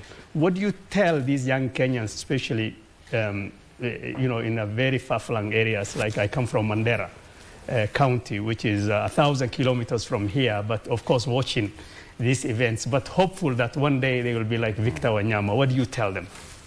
Yeah, first of all, thank you for that question. And one thing I will urge you, Deputy Governor, is continue also supporting your place there to encourage the kids to play more, just maybe improve the facilities there also, because they have seen now there is a light at the end of the tunnel. And I've said this before, with great facilities, we can really nurture a lot of talents. And there is a lot of raw talents, especially in the outcast of town. So we really need to support them, give them the facilities, and then we can create stars of the future. And also for the government, we have seen what can happen when we try and improve our facilities. Now, let it not stop here. Also, let them invest more in our infrastructures, in the facilities in this country, and then we can see a lot of great talent, representing Kenya and putting Kenya in the African map or in the world map. All right, very great. Wahome, as you take it back to Victor, my namesake, of course, but I want to ask Victor this question. Victor, now that Kenya is out of the tournament, what are we looking for coming in the future? Yeah, I think we were just unlucky. We did play some good football.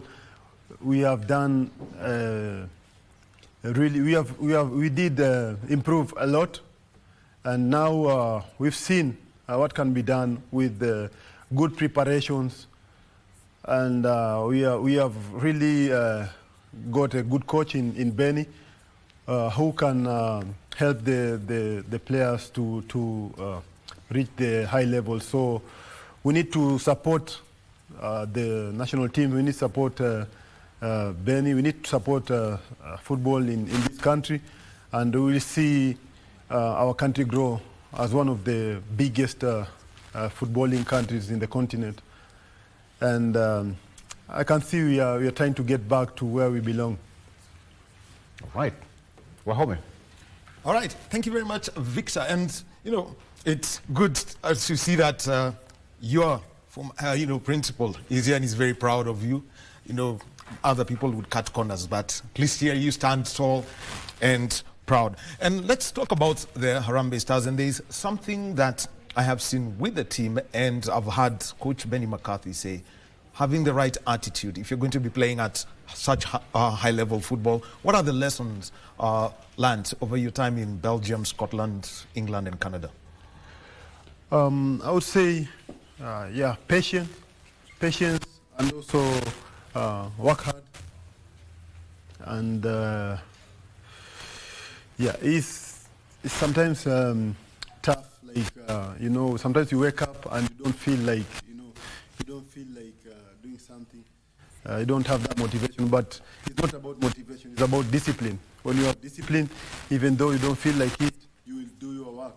So that's always how I see things. And by working hard and being patient, you can reach the highest level of football, or you can be the best player that you want to be. Mm-hmm.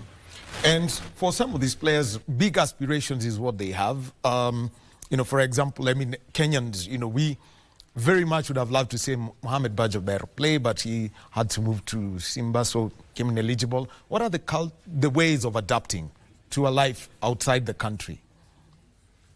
It's just trying to fit in, trying to understand the culture, and also every time you go on the pitch, you have to know it's different from where you've been playing, and when you step on the pitch, it needs to be quick. You need to adjust quicker, and that's how you get your foot down and up and running. Okay. Well, semi-finalists, Madagascar, are through to the semi-finals. We've seen Senegal qualify also. Sudan, they've been the talk of town as a very, very strong side. Morocco, pre-tournament favorites. Your outlook on the semis of this competition? Yeah, now on the other side, I think Morocco looks set to be in the final. And Sudan also, they are looking very good. And the way I see playing, maybe it will be, final will be, my prediction, the final will be maybe Morocco-Sudan. Well, that's a final that everyone would want to have at the Moi International Sports Center, Kasarani. Victor, thank you very much for your time this morning. Chan, Iko KBC, the trophy, Iko KBC. And you know what?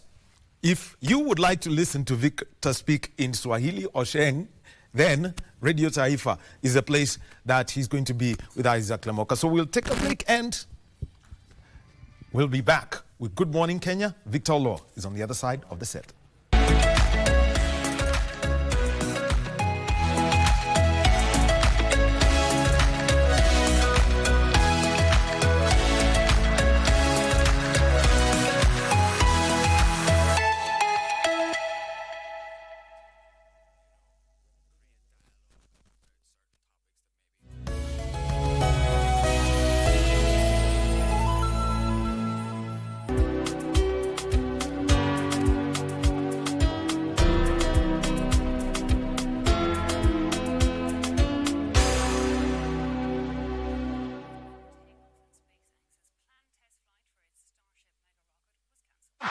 Turns left, fires home, Kenya lead! The ongoing CHAN 2024 is intriguing. Well, after the VAR check, it's been ruled out. It's not a goal. CAF's flagship tournament attracts over 1.4 billion TV audiences and 2.2 billion digital streams, making it one of the top 4 global football events. Full time, and Kenya have done the unthinkable. They go undefeated through the group stages in the group of death. To our esteemed sponsor and partner, numbers don't lie. To the 12th man in Kenya and globally, it is not boasting if you can back it up. We salute you. Let's keep doing it the way we know how. Live and exclusive on KBC Channel 1, your true sports partner.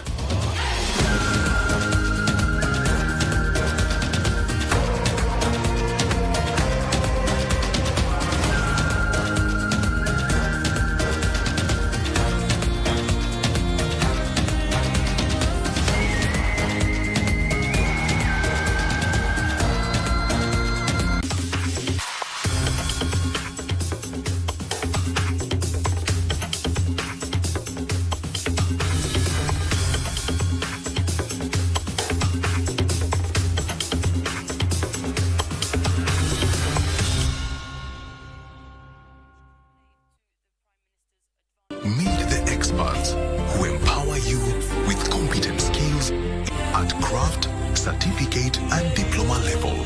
Sensei Institute of Technology. My skills, my future.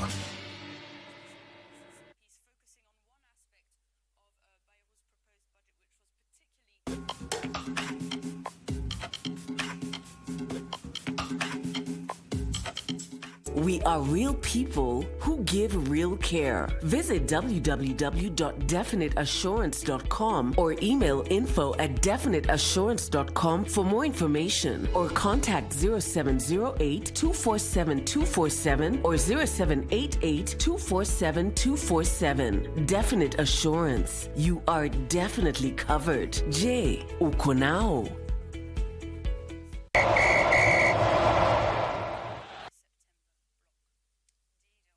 And the ball lands beautifully. Chance here. Shot in! And it's the defending champions that draw first blood brilliantly with surgical precision.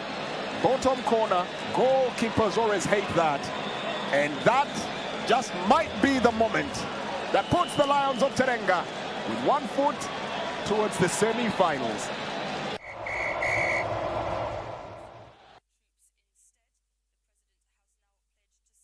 From the bliss of new beginnings to the trials of commitment, this is a celebration of resilience, passion, and the power of togetherness.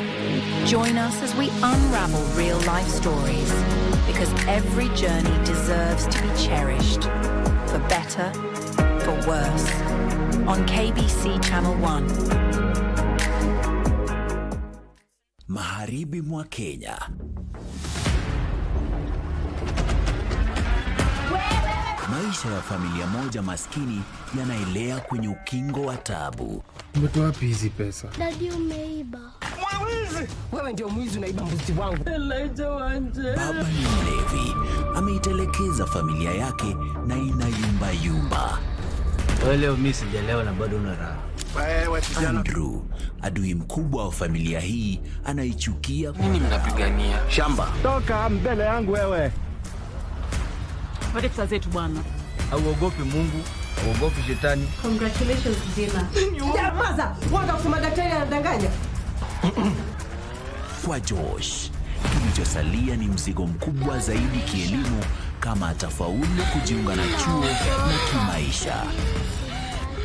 Je, atatoboa?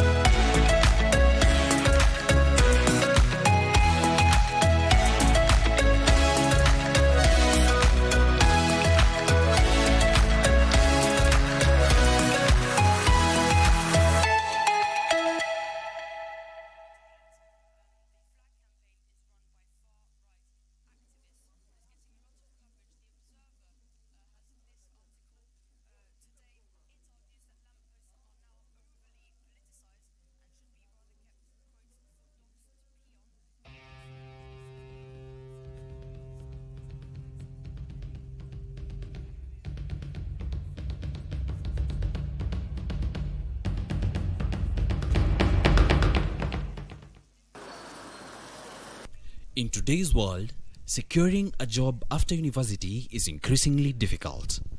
Many graduates like Faith face harsh job rejections and a tough economy. Despite her hopes for a stable job post-graduation, Faith struggled to find work, leading to her to consider starting a business instead.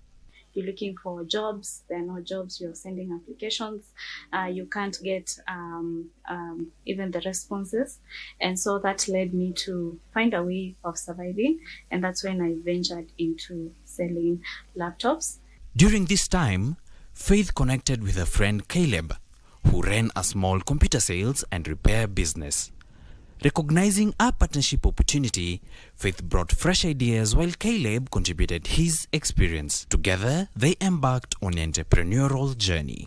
Fresh ideas and also the zeal from someone new. Setting up the business proved challenging. They needed to find a prime location, reliable suppliers, and raise funds for rent and stock. The business is capital intensive, and that meant that I have to look for capital, and also starting out, especially here in Nairobi, it's very expensive because you'll need to have connections on where to get stock, on where to get the capital, on where to start from. And so even getting people to work with you through the journey was a bit challenging, but through and through we have been able to climb the ladder. They chose to sell computers due to the growing reliance on technology, which they believed had significant market potential. Right now, the world is all about technology. So you need to have a computer to do everything. Right now, you need to have a computer and all the electronics. You can't stay without a gadget. So that is something that is needed. It's almost a basic need nowadays. Trust was crucial to their success.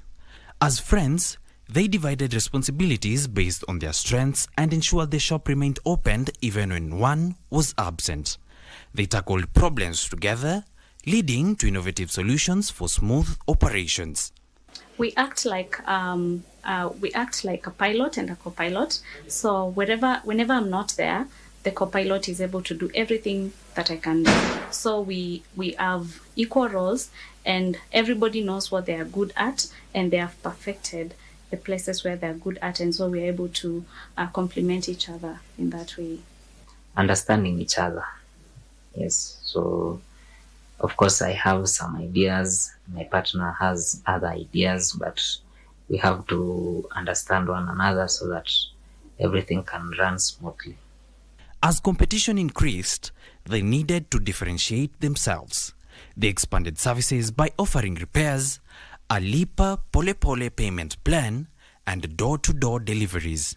These additions attracted more customers and helped build a trusted brand. We don't only sell computers, we also do repairs. We also offer payment plans. So like when you come to purchase a laptop from us, we take you through the different types that we have. After that, we're able to give you options. You choose the option that you like the most, and then we take you through the Lipa Pole Pole plan. We have Lipa Pole Pole plans for laptops, and we also have repair services, whereby we do not only sell laptops, but we also repair. If you have a laptop that is that has an issue, we can also repair that for you. And we have services like delivery services. Starting the business transformed Faith's life. Overcoming job rejection, she found joy in independence and success, earning more than she expected and feeling grateful for taking the risk.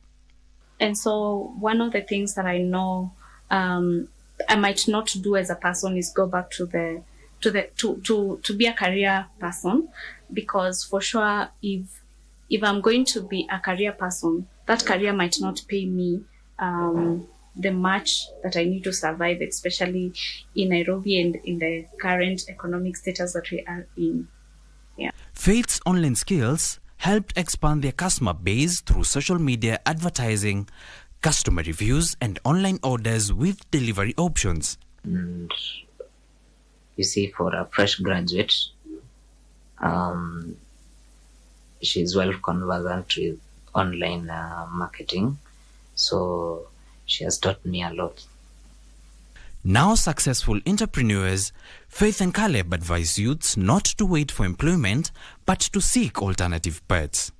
They encourage aspiring entrepreneurs to identify market trends rather than blindly starting any business, as maintaining one can be challenging. That you feel like giving up.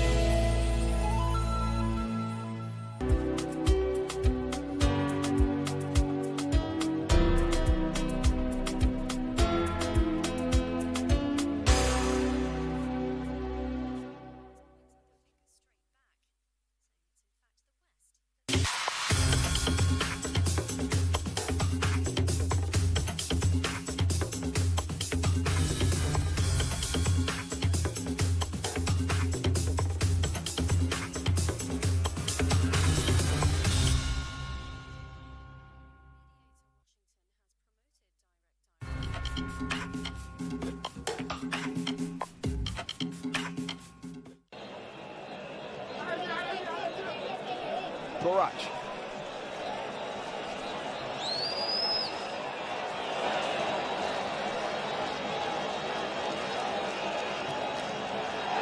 There's a slip up here, could be an opportunity for a counter. Good pick up here from Cisse, tries to drift his way in. Serun Joji lost his footing and quite nearly handed the initiative to the Lions of Karenga. Alan Okello's timely intervention doing just enough. We had really bounced out here. Cisse with clear daylight in front of him. Alan Okello putting in a defensive shift here.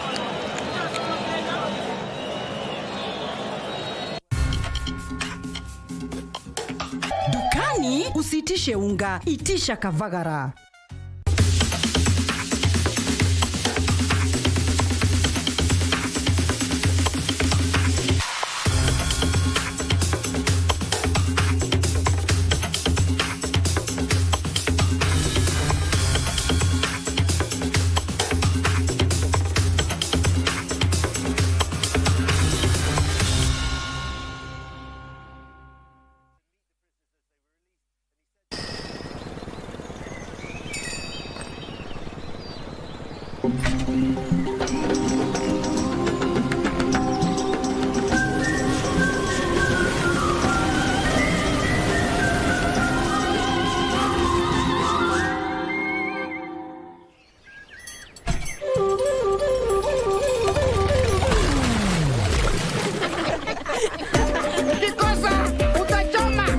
Introducing Duracoat Aquatec Clean Shield, Kenya's fast tintable waterproofing paint. Good morning. Good morning. Good morning, Kenya. Wake up with Good Morning Kenya, the morning show that's got it all. We dive deep into issues shaping our country. Youth are a voice of a nation. What is the next step for the young people? Unpacking political landscape from Monday to Wednesday. We discuss family matters. It is very important to guard your relationship. And for your health. Someone doesn't wake up and they become an addict. It's in stages. We've got you covered each and every Tuesday at 9 a.m. Every Wednesday, it's all about The Viewpoint. A day in politics is like 1,000 years. Unpacking the biggest stories of the week, getting you insights and getting you ready for your day. And the package is not yet done. I get to fix your Thursday with some entertainment. Entertainment Thursday, it is. Good morning, Kenya. We shape your day. Good Morning Kenya, every weekday morning on KBC Channel 1. In a world where news is ever changing, staying informed is more important than ever. Join us every week on News Check, your go-to show for the latest in current affairs, breaking news and in-depth analysis. A warm welcome to KBC News Check. From politics to global events, we bring you content that matter to you. We're not just speaking about the governance and how we want to see it, but want to actually participate. Get your facts, hear from the experts, and really understand what is happening around you. We need to change our system first. You have to do the impossible to make sure the message is home. Stay ahead, stay informed, stay engaged. Will these people, everybody agree? Just listen to me. Let's give him a chance to clear the air. Catch News Check every Tuesday and Wednesday from 10 a.m. to 12 noon. Only on KBC Channel 1. Magharibi mwa Kenya.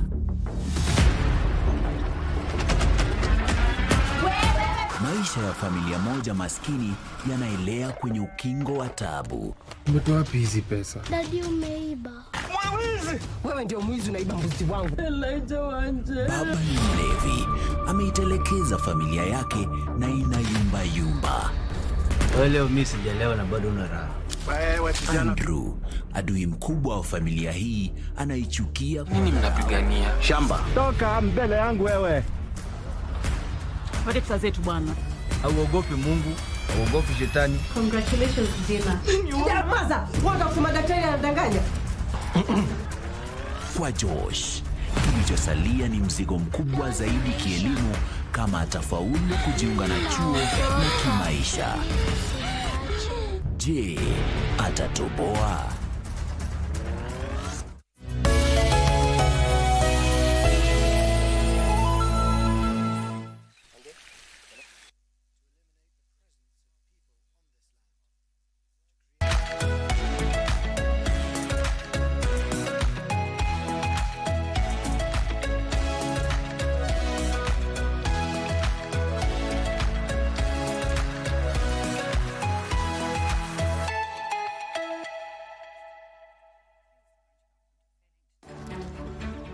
Kwa majina naitwa Anthony Mzee Obala. Hiki ni kikundi ambacho tulianza 2009. Nilikuwa na ile morali ya mpira, nikasema wacha nichukulie dimension ya mpira na niangalie kama naweza kuza talanta. Kwa sababu ukipata pale juu, si ati mtu atakuwa amejua kucheza mpira pale juu pasipo kupitia hapa chini. So kwanza tuangazie grassroots, na hapo ndio mbali niko. Na mbali na kuangazia grassroots kucheza, tunafundisha vijana vile wanaweza ishi, kubadilisha tabia na pia kujaribu kuangazia mambo ya conflicts. Tulianza na watoto wa miaka 12 na 14, watoto karibu 40. Sasa kama hapa pale tuko, tuna vijana kuanzia miaka 10 hadi 24, 5 na watoto zaidi ya 150. Kwa wale ambao nilianza nao saizi, Kuna wale ambao wako Gor Mahia, kama kuna huyo Mala, kuna ule John Ochieng ambaye saizi ameenda Zambia, kuna Toby Otieno ambaye yuko USA saizi, kuna Maingi ambaye ni polisi saizi, anacheza polisi. Then wasichana pia kuna msichana ambaye yuko Viga Queens. Zitek ina wasichana 4. Majority of them wako Kisumu All Stars hapa hivi. Na pia katika hiyo timu ya under 18 kuna mmoja pia ametoka hapa yuko kwa hiyo timu. So tunaweza sema wachezaji karibu 50 kwenda juu wako mahali na wanaweza weka chakula kwa meza. Mpira ikiisha ni wapi unaenda? Lazima ukuwe na kitu ya kujishikilia. Na pia wale wako mtaani pale maybe ambao wachezi mpira wawe na mahali pao pia ambao wanaweza kuja kufanya vitu wanazofanya ili ya kujisaidia. Tukawa pia tunafungua sekta ya photography na film. Wale ambao tulianza nao kwa film tayari saizi wameform organization yao inaitwa Naweza. Tena kuna vijana wa karibu 7 saizi wanajifundisha DJing na tunania kuwa baada ya muda tutakuwa tumeleta mabadiliko katika jamii. Nitashukuru kwa sababu waziri pia alikuwa hapa na akatuambia wanaenda kutuingiza sisi tutakuwa kama satellite academy ya Talanta Hela upande huu. Ni program nzuri ambayo inalenga vijana chipukizi. Mayouth wetu kama kuna talanta tuende polepole, tuweze kusikiza, tuwe na nidhamu na waweze kujua maisha si ati vile iko tu itakuwa hivyo, lakini tunaweza ibadilisha.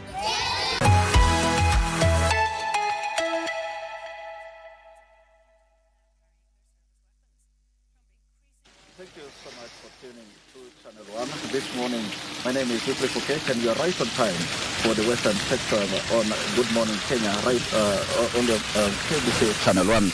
And this is a segment that brings you and actually knowledgeable conversations on different topical issues. And this morning, we'll be talking about aquaculture in the whole issue of fishing. We know that the community around Lake Victoria actually relies largely on fishing. About 2.5 million Kenyans rely on fishing through various activities within the value chain.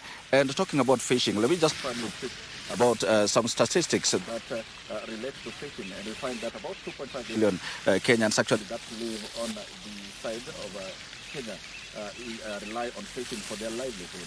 But the grain production versus the consumption of fish is actually not at par, not relating. We find that about production in local production here is less than 200,000 metric tons annually, whereas the consumption actually is away around 500,000 metric tons. You can now see the difference, and that means there is a lot to be done to plug that deficit. And already the government is already initiating some projects.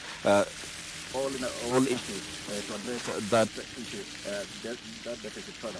Already, you remember there is this Kabonya Kanyagwal Aquaculture Center of Excellence, where when that project is complete, because right now it is being implemented or rather constructed in phases. And when it's complete, we expect about 28 million fingerlings that can be produced annually, and that is supposed to boost aquaculture practices. But before that, there's already other projects. There are already other projects that are up and running, and one of them is being run by the KBC, by the Lake Basin Development Authority, and that is where technology meets aquaculture. And this morning, I will engage the managing director in charge of, or rather the managing director for the Lake Basin Development Authority, who is with me right here this morning to tell us about the technology that they have initiated here to boost aquaculture and help or rather support the fish farmers in this region. Bwana Ochieng, yes, good morning. Good morning. Good morning. Yeah, thank you so much for creating time for us this morning to talk about aquaculture and how it relates to the technology in the whole spectrum of boosting fish production. Yes, just very quickly, our viewers could be wondering what is LBDA, or rather what does it do and where does it operate? Just in 1 second or rather 1 minute, could you tell us what LBDA does in this region? Thank you very much, and welcome to Lake Basin Development Authority. My name is Wycliffe Ochiaga. Sure. I'm the Managing Director of Lake Basin Development Authority. Now, Lake Basin Development Authority is a national government agency that is mandated to implement integrated development programs within the Lake Victoria catchment area. And the purpose of this is to try and spur the socio-economic growth within the region, so that we are able to improve the livelihoods of the people around. So while implementing that mandate as an authority, we are required to come up with a number of programs that then can plug into the mandate that we have. And where we are here is KBC Integrated Technology Transfer Center, where we are able to demonstrate technology in aquaculture. As you can see, we have a number of technologies here. You are able to see the aerators. What these ones do is to improve the oxygen circulation in our ponds. Now, the ponds that we have here, we are breeding our brooders, the broodstock, that they lay eggs, that we will also be able to demonstrate how we hatch the eggs that have been laid and even reverse their sex so that we have a monosex. I'm talking about the male sex. So for aquaculture to be commercialized, we do male sex because they mature faster and also they get good weight while they mature, and that then will enable people to make more return in terms of investment. I can say this is just a massive project that is going on here. And how many ponds there are? I see there's so many. How many are there? We have around 24 ponds where we do broodstock for laying of eggs. And what we are trying to do is to enhance the fingerlings into the market, because in the aquaculture value chain, the challenge is in the inputs. And one of the inputs is the fingerlings. And then another input is the fish feeds. Now, what is also important to appreciate is the advancement in technology in aquaculture. And that is why even at this center, we have a training center where we train farmers on modern technologies. We train farmers on the best practices so that when they get to farm, they have reduced post-harvest losses. Well, let's just take a brief walk and look at just one of the, you said 24 ponds, right? Yes.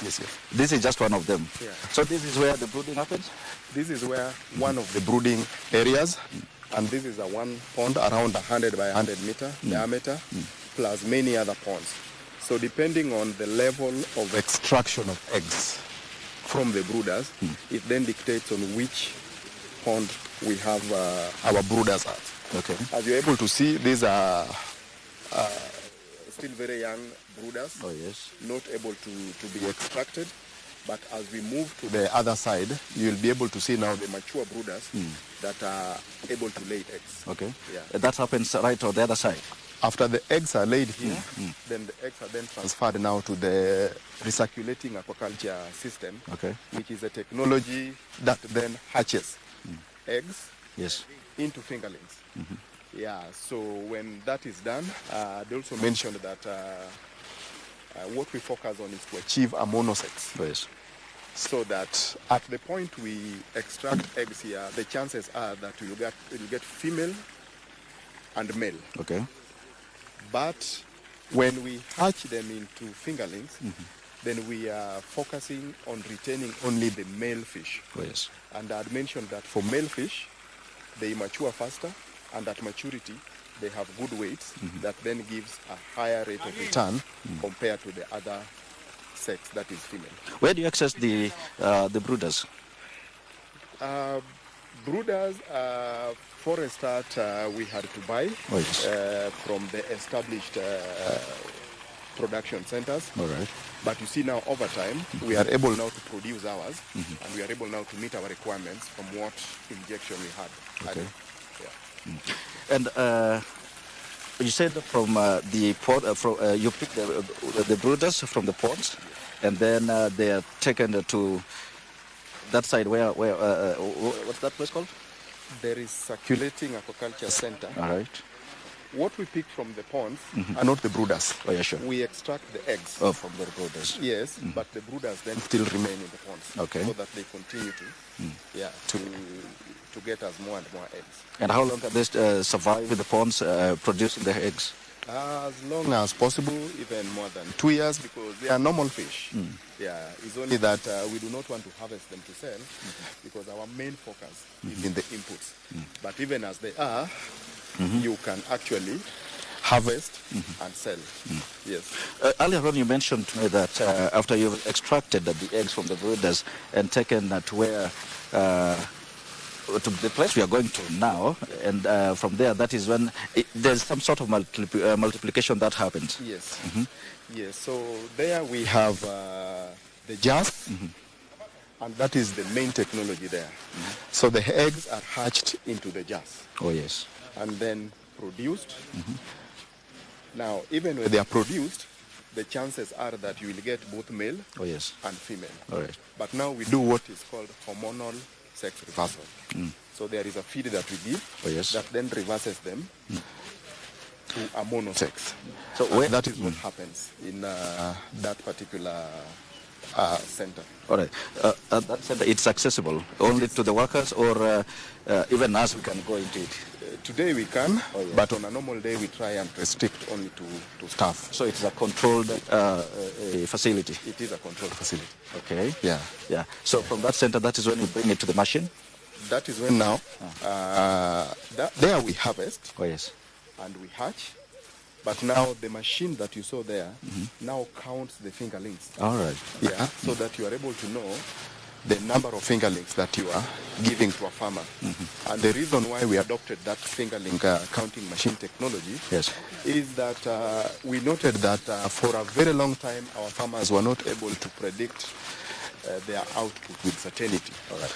And you realize that in their cages or in their ponds, they were either understocking or overstocking. And that's a challenge, actually. That is a challenge. And now introducing that machine then addresses this challenge so that they are able to predict with certainty even their output. Because they know with certainty that you have injected this number of fingerlings into either your ponds or your cage. Now, what plan do you need to have in terms of even the feeds and even the management so that you do not overfeed or underfeed because of either overstocking or understocking. That is calculated fishing. That is calculated fishing. Yeah. And any chances that the fingerlings that are sold to the farmers will survive? All of them?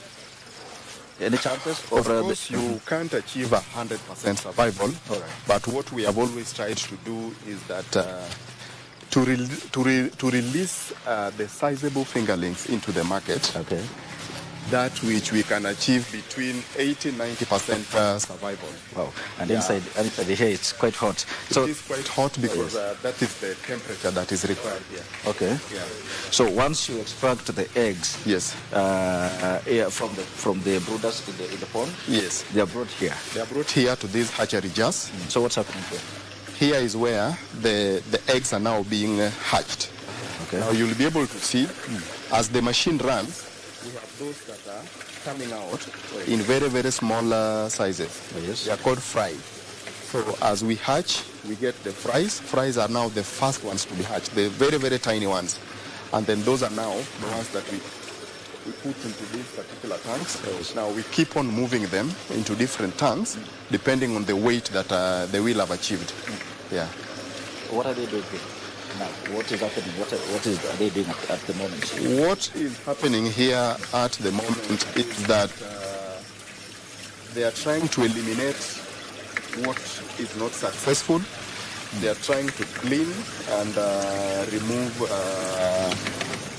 anything that is not wanted here, and that is why you're able to see them with a sieve, so that as they eliminate, they do not eliminate the fry that have already been hatched here. Yeah, so that is basically what happens here. So this is the spot where hatching happens? Yeah, so the hatching happens in the whole of this space. Yes. After the hatching happens, you pick from the size that it is and transfer into the tanks that you can. Tanks, now depending on the weight, so different tanks, because different weights attract different kinds of feeds. So we need to eliminate so that we feed them appropriately, depending on the feeds that they need to take. Is it complicated as I understand it? It is a very modern technology, of course, yes, complicated. And what we have done is that we are partnering with the learning institutions so that we have so many students released into the market when they are already they can already manage this kind of technology. It is a technology that you wouldn't just introduce to somebody at the tail end. All right. So we are partnering with the Jaramogi Oginga Odinga Riat Institute of Technology. We are partnering with Kisumu National Polytechnic, plus all the TVETs around, so that we also train those who are into the aquaculture program on how to embrace this technology and how to utilize this technology should they be released into the market. All right. Fine.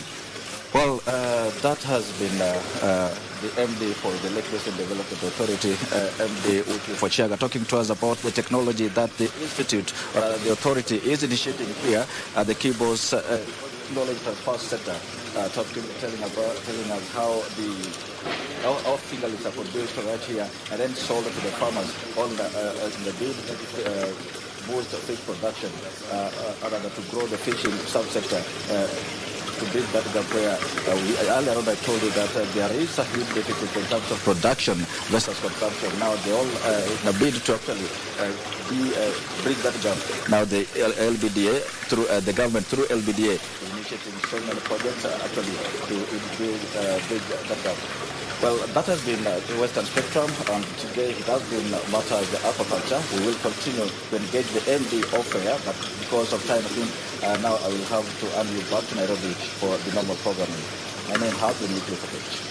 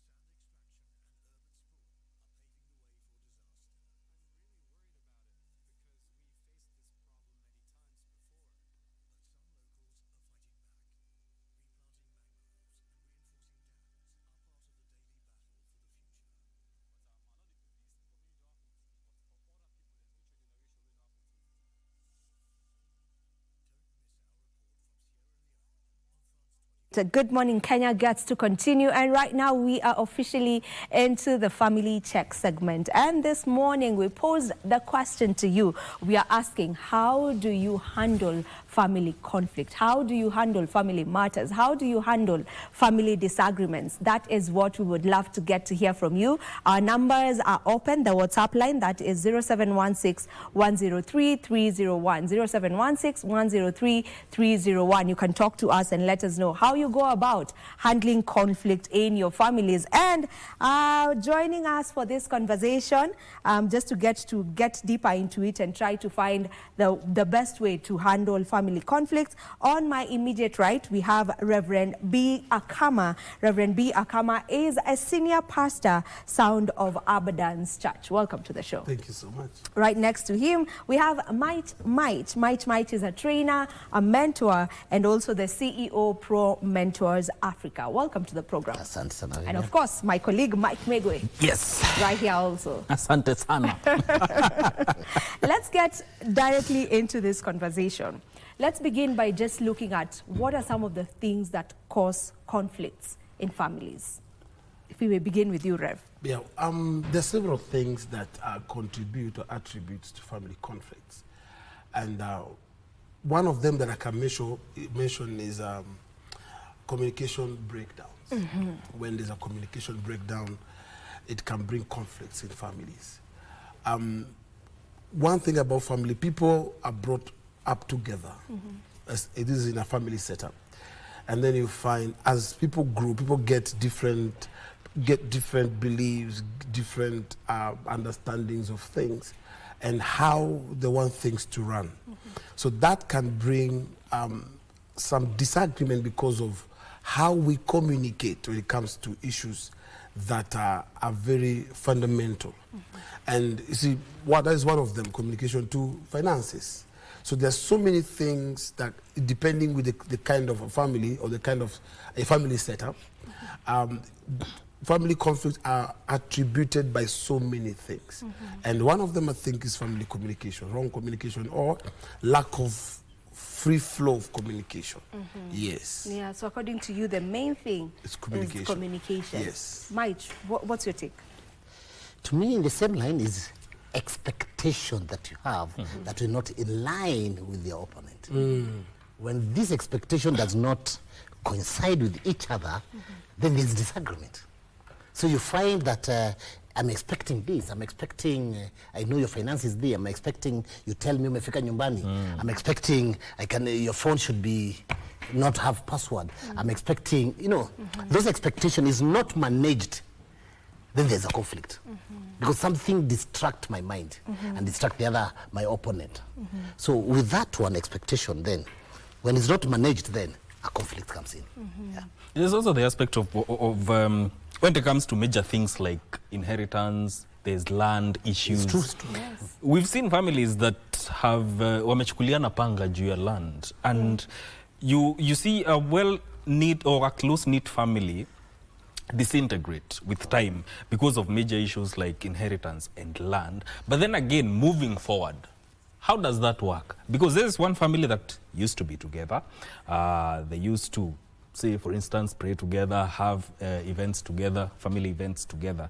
But then again, an event like death happens within the family, and then those issues arise. Families fall apart. How then do you approach this issue to make sure that this family goes back to the way it was? And is it possible to go back to the way it was? I think the root cause is me as the father, what ground am I making towards my children? So that by the word go, it's funny. Before you'll hear some old wazee, they will say, usinigae wakati niko hai. That have changed, the narrative have changed. We can avoid that conflict by saying, I have this, I have this, I have these children, 4 children, I have girls and this, I will do this. I'm planning this and this and this. Because you don't know. Today in mentorship, we have come up with issues of, let's talk it out. As parents, let's even put things right. Yeah. So by that time, you are going to avoid it. But there are some wazee, they believe, no, until I die. But you'll hear nowadays, did he write a will? Did he do this and this and this? There are people still don't believe on that. But apart from writing and putting to a certain lawyer, why not bring these kids, mapema? Together. I know I have this property, I have this property, I have this property. And that's why you find later, because we believe on power of words from the parents. So whatever the parents speak, you fear when you start bringing the conflicts. You fear when you start stepping on each other person. But if I speak it as a father, by the word go, I put things clear. If I die before my wife will take it from there. So let's go back and now start putting things right, which were not put before. In light of what you've said and what we are talking about, it brings about a question of whose responsibility is it to keep the family together? Pastor. Most of the time, and it's something I said that I concur with, for there to be a family conflict, it depends also with the upbringing and the kind of setup the family has been brought up in. We're living in a generation whereby you find most parents are becoming a bit, let me say, they step out a bit in terms of how they put things together, how you raise your children from the onset, from the discipline level, from as in their brain level, the place of correction, the place of kiboko. One thing I've come to fear, to be concerned about in this recent past, is that ile mali ya kiboko ilitokanga. You know, there are people, even if how tough you are and your father calls you once, the second time he calls you, anakurushia irungu. So you see, when you grow with that kind of mindset, you will respect how what he will say. Two, there are families whereby you find their parents who had laid a foundation whereby listen to your elder brother, listen to your sister, take care of your younger sister. So you find on that concept, it's very hard when these children grow up, it's very hard for them to disagree. Because already the foundation is laid. For the family conflict not to be there, it really, really matters on how the father, the mother had laid the foundation, especially the man, the head of the house. The foundation he laid from the onset. That is the key. Because if it is not well laid, then I'm telling you, everybody is growing.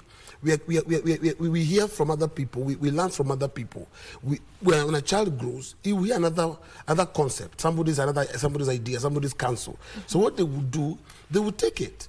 But the words of your father matters a lot. Yeah. Very key. And I hear you with that, and the fact that you've talked about the cane. You know, the cane right now has been abolished. It's not even allowed in schools. I don't know if we can go about raising the new generation the same way that maybe the previous or the older generation was raised. There's some conversation there that, you know, maybe now we can't really just rely on the cane, because things have changed. You know, things have changed. There's a way you can still teach a child without having to use the cane, but maybe that is debatable in a way. But let me go back to our topic. We get cases that are very, very severe. I'm sure you guys have seen it all over the news once in a while, at times more rampant than it should be, whereby there was conflict between the husband and the wife of the home. And then something happens and this man decides, you know what, all of us are perishing. They kill all the children, they kill their mother, and they kill themselves. So when you talk about family disagreements, let's also look at it in that line, that it can be very, very fatal and unfortunate. So maybe what are some of the questions that maybe should come about even within the family when there is a disagreement, before we get to that conflict that now it's become almost unresolvable? When there is a disagreement, maybe what are some of the questions that should arise? Maybe what are some of the questions that should start coming about before it gets to the point where now ni kama imefika mwisho kabisa? Unajua, there is something that I think Pasia amesema, and we need to look at it. There was the issue of bringing up. There was the issue of baba mdogo, mama mdogo. There was the issue of uncles. And that's why Kibuko kutoa, then we could have gone now to this concept, because ndio ifike that level. Unasikia Vivian, tulikuwa ushanipeleka baka kwa wazazi, tumeongea na wazazi na wazee, but now we are not listening to them. At all. We're not listening. So we need to go back, so to avoid this, we need to go back and now bring the concept of uncles. You'll find me as grown up, I don't even go to my uncle. I don't even value him. I don't even respect him, because at the end of any conflict, hata ndio ifike wakati watu wameuana. Trust me, one way ilifika pahali nikatoka ama ukatoka. Ilifika pahali ukakuja ukaambia mama yangu, tukakalishwa chini. Does it mean ndio ifike mahali ya vita na everything? Kwa hivyo wale wazee tulizungumza nao. Allow me to cut you short. We take a break and then we'll come back. Don't go too far.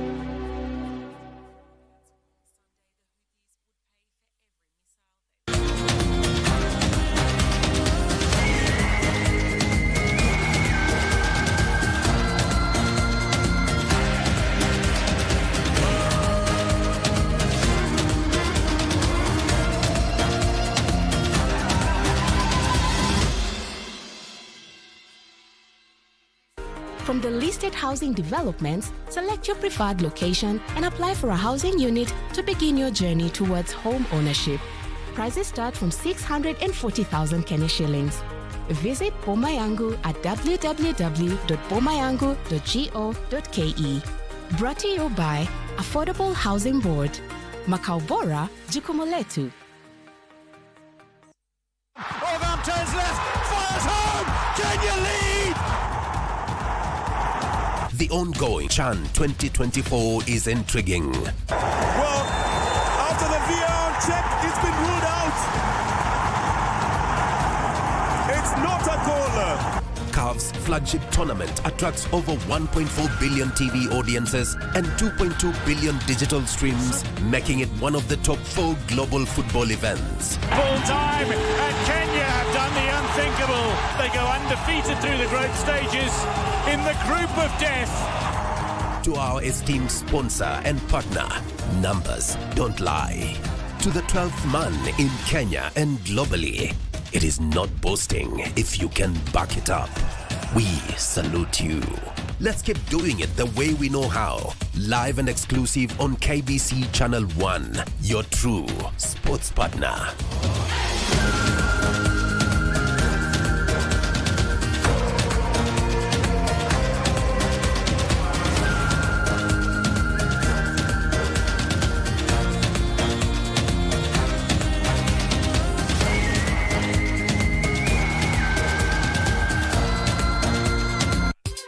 Tunatambulika kwa mandhari yetu ya kuvutia, tamaduni zetu, ukarimu wetu, vyakula vyetu, uchapakazi, na pia kwa sauti tofauti za watangazaji wetu waliobobea. Libengo niko hapa aka upcoming sponsor.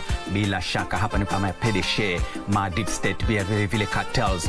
Tunaenzi talanta za pwani, tunakuza talanta za hapa kwetu nyumbani. Tell a friend to tell a friend. Tuko mjengoni kama kawa na wanangu wengine wawili.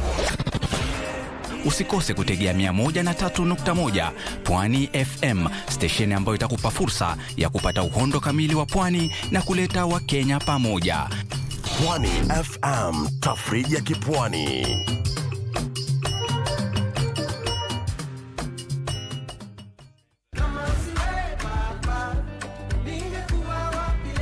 Praise the Lord. My name is Pastor Tim Mwangi, and I want to invite you for a life-changing, transformative show. I was blinded and thrown to the floor on my knees, just like Saul. Conversations. Gen Z ni nani? E-boldness mnatoa wapi? Kuna mentality fulani yenye inakujenga, si a rebellion really, but ni ya ku-question system. Engagements that are life-changing and provocative. When you are young, your core business should be to create value in yourself. Join me, DJ Andy C, bringing to you Kingdom Vibe, full of gospel bangers. Join us for Angaza Show. Every Saturday from 5 p.m. to 6 p.m. Only on KBC Channel 1.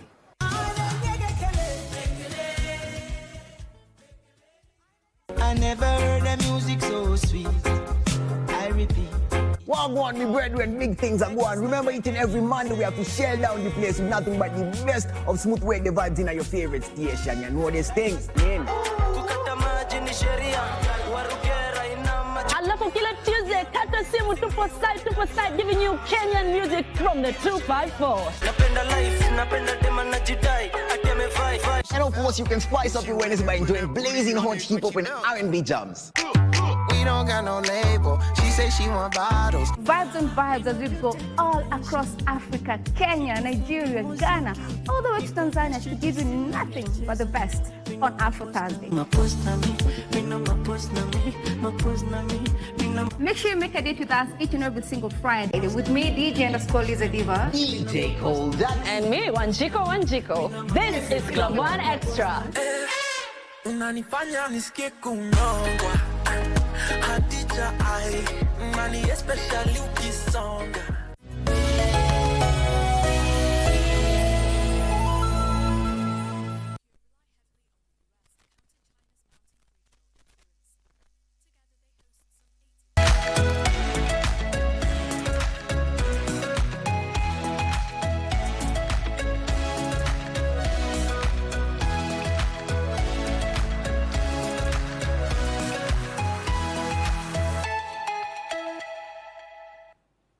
back. Thank you for staying with us. Before we took that break, Might, you were just talking about the fact that as much as we've abolished the cane, then what are the alternatives? Because you're feeling that even the mentorship itself, which is supposed to have come in to take over from the cane, it's no longer there. I think we need to come up with a parenting in the 21st century. We need to adapt or borrow some of the things that were done before. We cannot just call ourselves tumekuwa Jay-Z, tumekuwa 21st century. No, there are some things that made us to be who we are. And their values, which those values, how they were implemented, is very important. Yes, for us, there was a cane and there was a mentorship. Today, if you throw the cane and the mentorship is not there, then, like the way you were saying just here, the concept of going shags, concept of going to my brother, you know, I can visit my brother because brother yangu ni baba mkubwa wa watoto wangu. Baba mdogo. Ama baba mdogo. And in absence of me, even about inheritance and everything, baba mdogo ama baba mkubwa atachukua ile nafasi na hatakuwa na mali. Sababu pia yeye ni baba. But today, we don't even bother. Hata kuna wengine hatuwajui, hata umujui. My uncle could speak, could tell me. In fact, baba mdogo alikuwa anakuja na serious issues. But on some to discipline, ungeitwa uncle. Uncle meant a lot. Yeah. You see, and that's why even in many cultures, if I want kwenda jando kutairi, sikuwa naambia baba mdogo, naambia my uncle. Is my uncle atakuja kuomba ruhusa kwa baba mdogo ama baba mkubwa. So I think we need to go back to that era, because when we lose that, then we are losing the whole generation. Issues of working with these young people to realize how we can handle the things, how we can manage things. We need that. Yeah. What about the issue of mental health? When it comes to dealing with a family conflict, where do you think that plays a role, Pastor, in this? One thing we cannot ignore is that there's mental health. Mental health plays a big role in a lot of family conflict. I've always told people, not everybody is okay.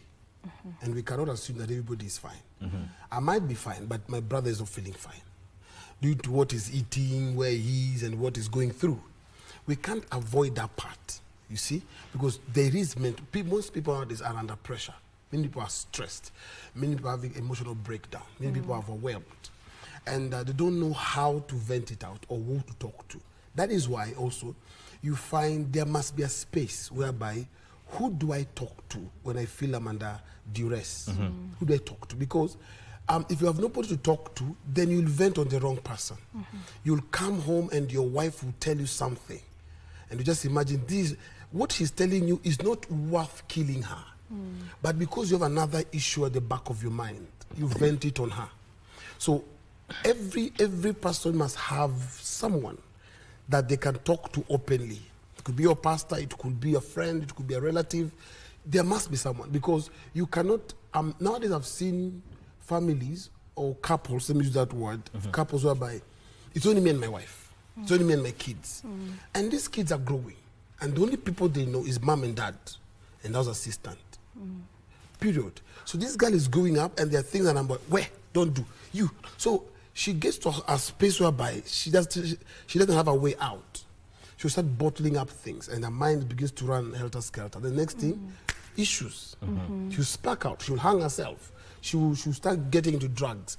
So there must be a space whereby, and I if I can take us 2 steps back a bit, yes, there's the place whereby which auntie can talk to my daughter about she's growing up now. Having boy issues and what? Girl issues. Yeah. Like one time I discovered there are things my daughter can't tell me, but can tell, you know, my in-law, you know?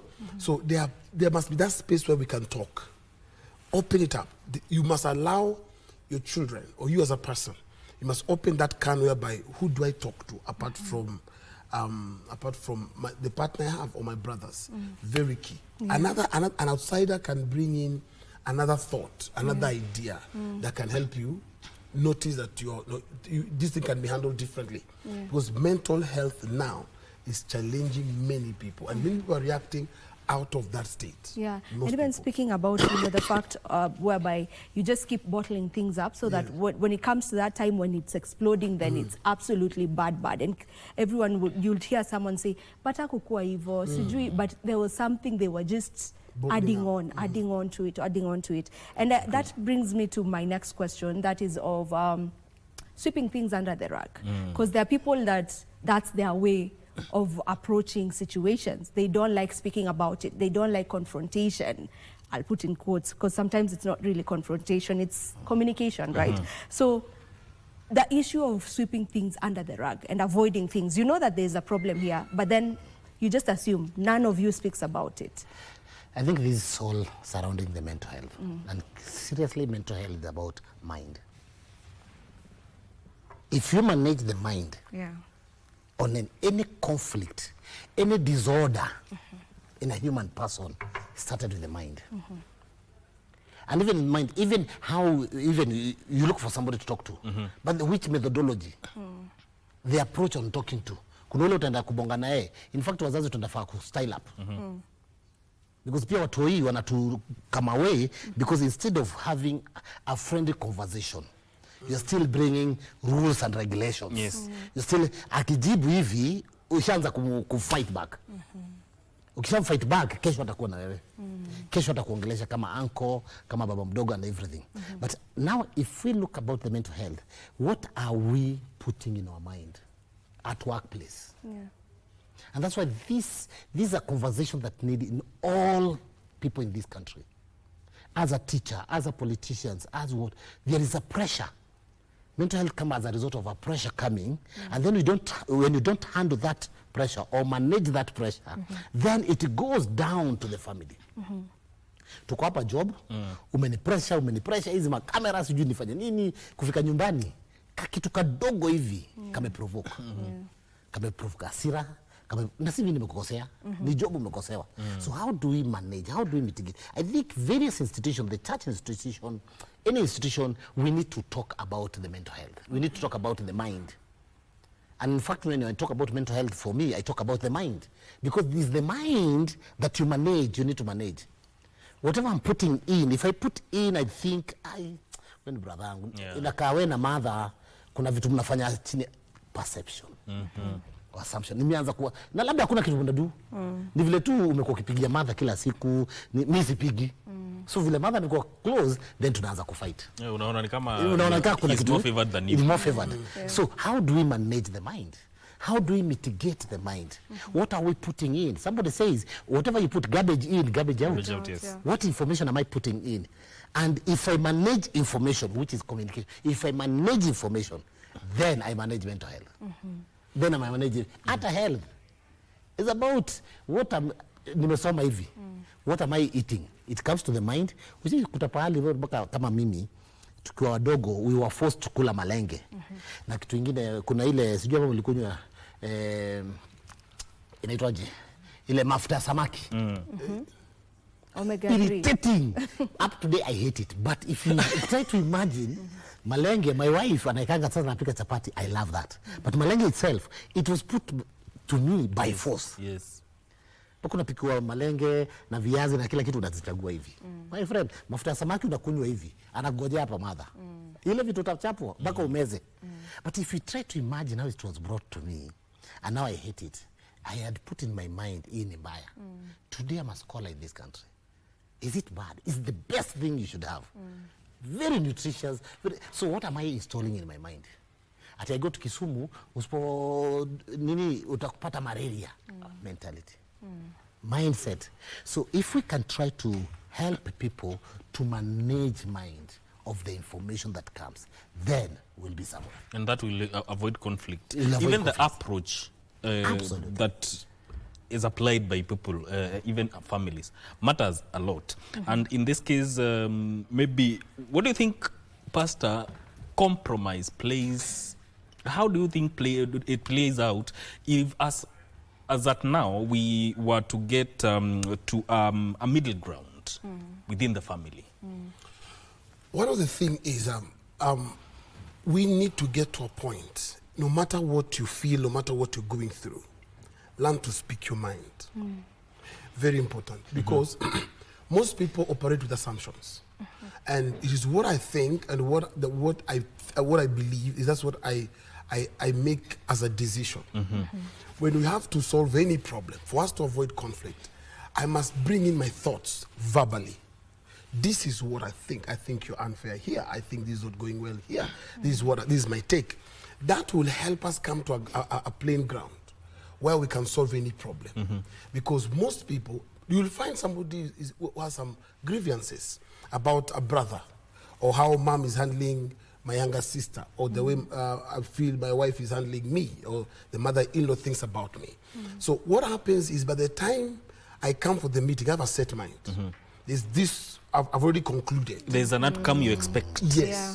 And I'm coming already, matter of fact, I can say I'm not even going for that meeting. I know this is what we're going to discuss. Yeah. So, for me, but I've already made up my mind. Assumption, yeah. Yes. You don't like him, you don't like me. You're my sister, you don't like my wife. So already I'm coming with this wall. I've already put a cage. I mean, we said a cage. Very guarded. Yes, there are walls. You can't beat me on this. And when I come there, I'm not coming to talk. I'm coming to listen. And to defend myself.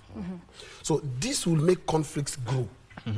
So we need to come to a place for us to have fairness, for us to have to be able to solve any conflict. We must get to a point where everybody is given opportunity to air their view and opinion. I tell people like this: you cannot beat down my opinion. It's an opinion, and everybody is entitled to its own. Yes. So if I have an opinion, you don't fight my opinion. You listen to it. You don't have to agree to it. Then, when there is a table where we can discuss my opinion and we discuss your opinion, we'll discover there's no devil between us. It's just a different mindset and some mental or verbal disagreements. This is my mind, so I disagree with you. So I think there must be a plain ground whereby we talk. Yeah. There must be communication. And I feel like that's the most important thing. Defensive mechanism. Yes. Especially the moment in talks, no matter assumption, perception, prejudice, stereotypes, already iko kwa mind yako. Nimeblock. So every word, even I say, Vivian, I love you, unasema kwa sababu you don't even pick it because already you shall block. Let's allow our viewers to also get into this conversation. You can send in your WhatsApp message, and our lines are also open. If you have something that you want to share with us concerning the topic that we're talking about, that is on handling conflict in your family, let us know how you personally do it in your family. The number is 0716-103-301. The number is right there on your screens. Give us a call. Let us know how you tackle that in your home. Now, even with what you were just from saying, and even picking from what Percy had mentioned, I feel like space it should be allowed for everyone to be able to just air their views. Absolutely. I feel like families should be an open place, should be a safe place. I mean, if your home is not a safe place, where else is your safe place? So I feel like if we work on ensuring our homes are our safest place, and when a place is your safe place, then you can be able to communicate. When there's an issue, sit down, air your views, and there should be no power dynamics, because sometimes that power dynamics also brings the issue, because now you feel like, okay, it's my dad ndo amenikosea, sasa how do I approach him? And he's my dad. Na ukweli amekukosea, lakini now the power dynamics, because he's the head of the family, you don't know how to go about it. But I feel like it should be an open thing whereby you can sit down and everyone has a chance to just air their grievances. Wewe sema, and then we have but even a at common home, ground. Identify the space where there are kids and it's me and you. So do you speak it at that time? So even within the home, at what time do we speak this? How do you even learn my sign language, my visual expression and everything? At what time do I speak this? So that I even tell couples, try, if we have conflict within me and my wife, first we sort it kando na watoto. Because what is happening today, I realize if the kiddos are teenage or whatever, mom will try to bring the idea, ndio apate supporters. Yes, ndio support. Unajua, apate supporters, and fight the ego of the man. There are cases where parents have made children to take sides. Yes, it's true. We have situations. It's very unfortunate. Unfortunate, actually. We have a caller coming in from Kisumu. Good morning. Good morning too. How are you? Talk to us, Collins. What's your take on this conversation? I'm fine. I just wanted to contribute to the ongoing program on Basically, hello? Yes, we can hear you. Continue, Collins. Basically, more of the family conflicts arise from the financial provision, emotional demands, among other marriage values. So let us work out the soft skills like communication, decision making, develop humbleness, and settle our challenges through high understanding. I hear you, Collins. Thank you so much. Collins has put it out so nicely. Yes. You know, just develop that humbleness of being able to just talk out your issues. Communication is coming out in every, you know, as the main thing to go about, the best way to go about conflict resolution. You know, then we there's need to no talk way about out. this communication, because kila wakati communication. Then the problem is this giant called communication. What is it? So what is it? Yeah. And how should it be? Because in communication there's open-ended question, close-ended question. At what time do I use this methodology? I think it should be a discussion.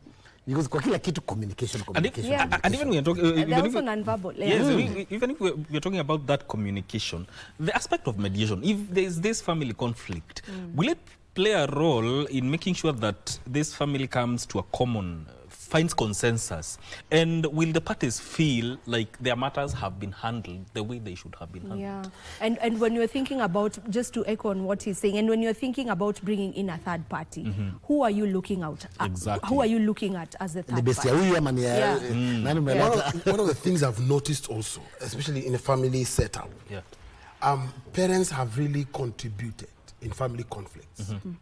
Our parents should never take sides. That's true. Most families... I'll hold you to hold that thought. We have yet another caller. Timothy, good morning. Yes. Talk to us, Timothy. What's your take on this conversation? Okay, we've lost him. Okay. So you find, I've seen setups whereby because John gives moms a lot of shopping and Ben does not send money often. Absolutely. So John becomes mom's favorite. You listen to it's true. So when there's a family meeting and dad needs something, he will not talk to anybody. He will not listen to anybody else until Lucy, who is the last born, comes home. The one who brings shopping. Who brings shopping. So John ako hapa, yeye ndio first born. Anaambia goja kwanza. Itulia. Tuongee na Lucy kwanza. Lucy anasemaje?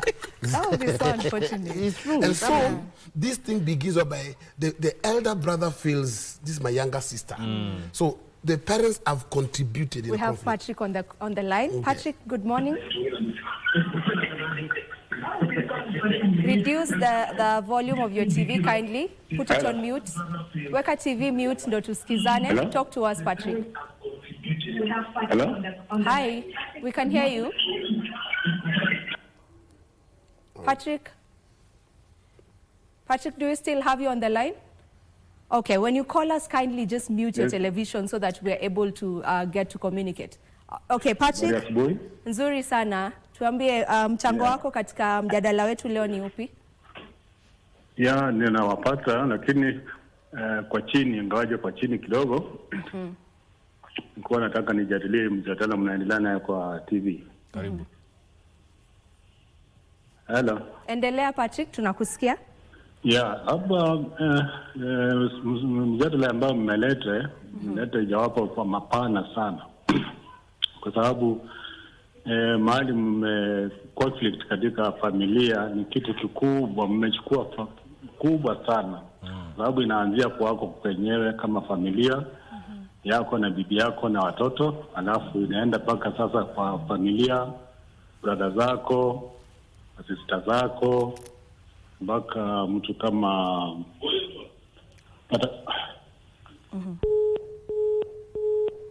Okay, that is Patrick's point of view. We need to be winding up, so maybe if we can just get last remarks and let it be on forgiveness, apology, you know, how to go about now solving it. Final remarks. One thing I want people to understand, that family is the best place you can ever be in. And everybody else can run away from you, but family will stand with you. So no matter how offended you get, how bad you feel, you must have a space in you to still forgive your brother or forgive your sister. And you can never do it with family. Matter of fact, you cannot rely on other people than family. You make sure you rely on your family. Family can easily come through than friends. So no matter how offended, no matter how angry you are, you must always realize that man is my brother. John is my brother. This is my sister. So no matter what, you must be must have a space for them and forgive them, and be willing to have a ground where you can talk and resolve issues. Yes. Thank you. Mike?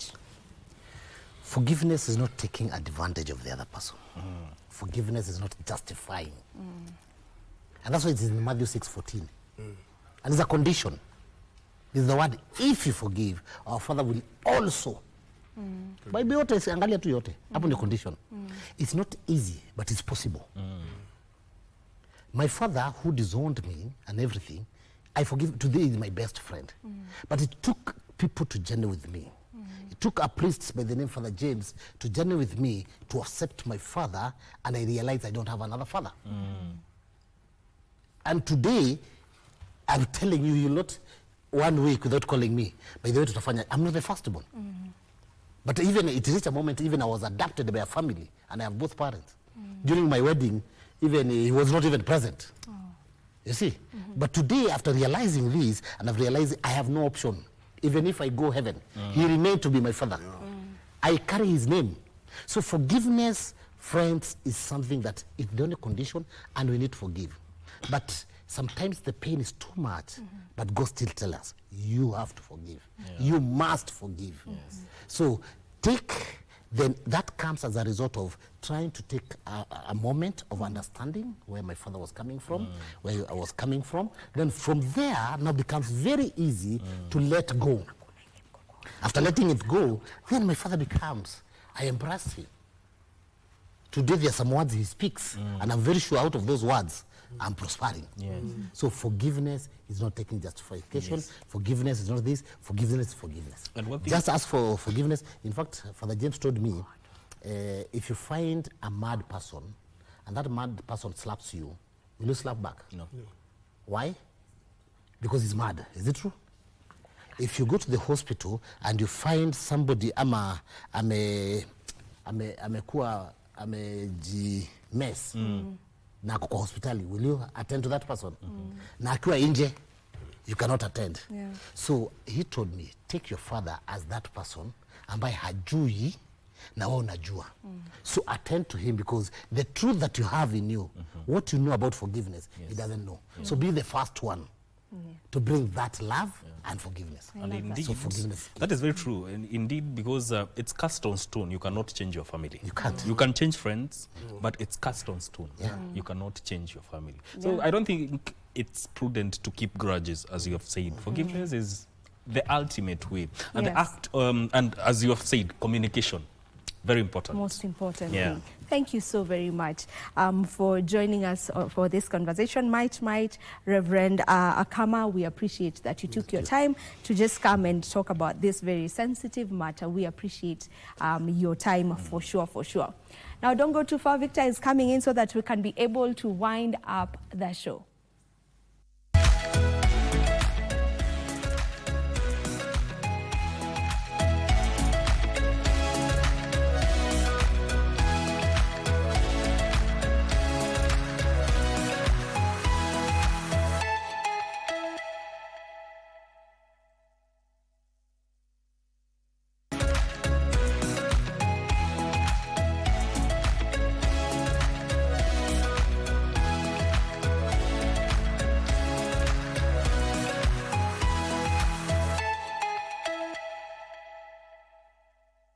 This is where we are coming to an end of this conversation.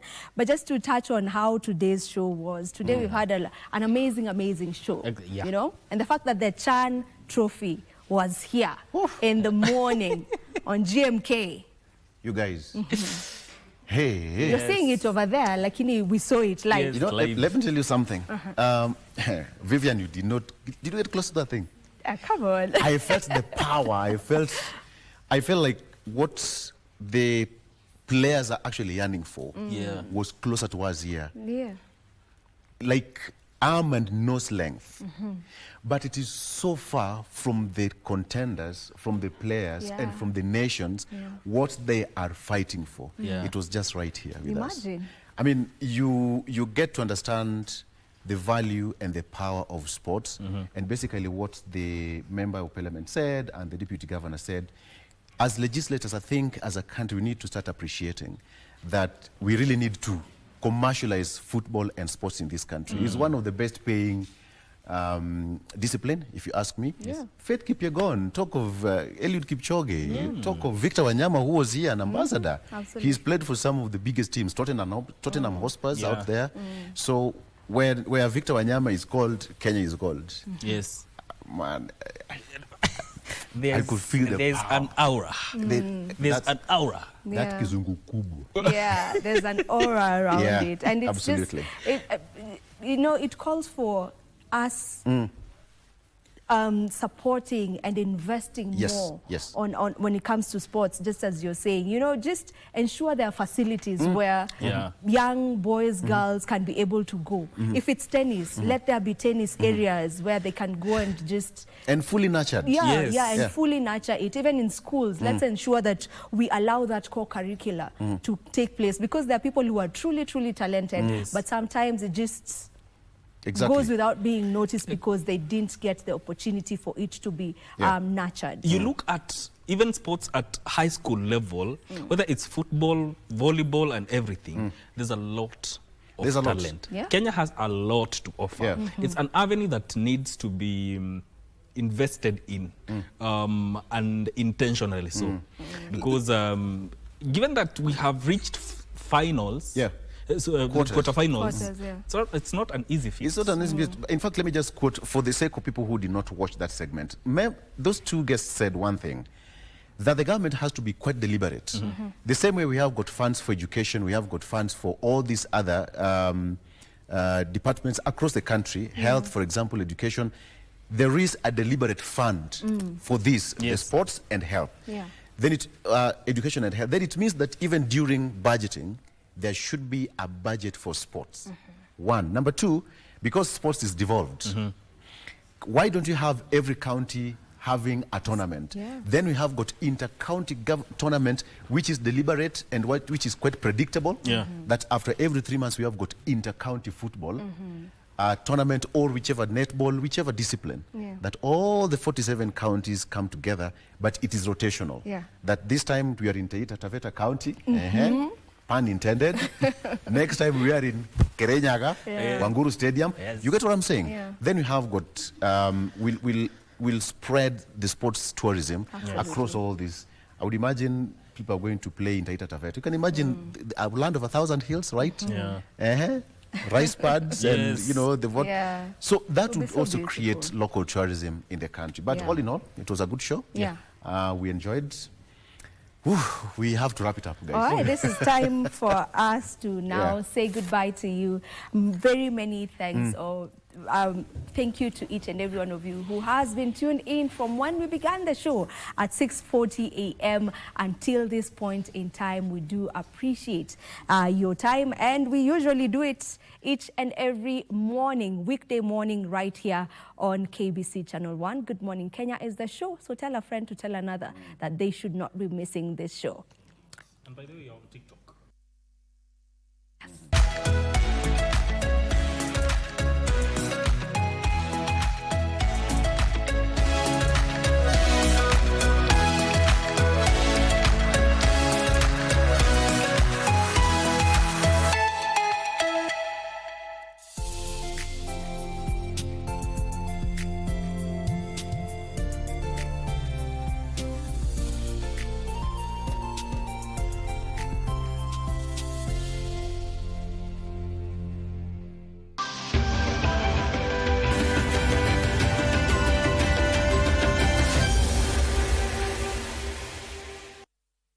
It was a heartbreak of a nation as the Harambee Stars were knocked out by Madagascar in the quarterfinals of the 2024 edition of the African Nations Championship after a penalty shootout that saw the Barriers prevail 4-3 after a 1-0 draw in extra time. As the CAF anthem sounds, the roar as the teams emerge from the tunnel.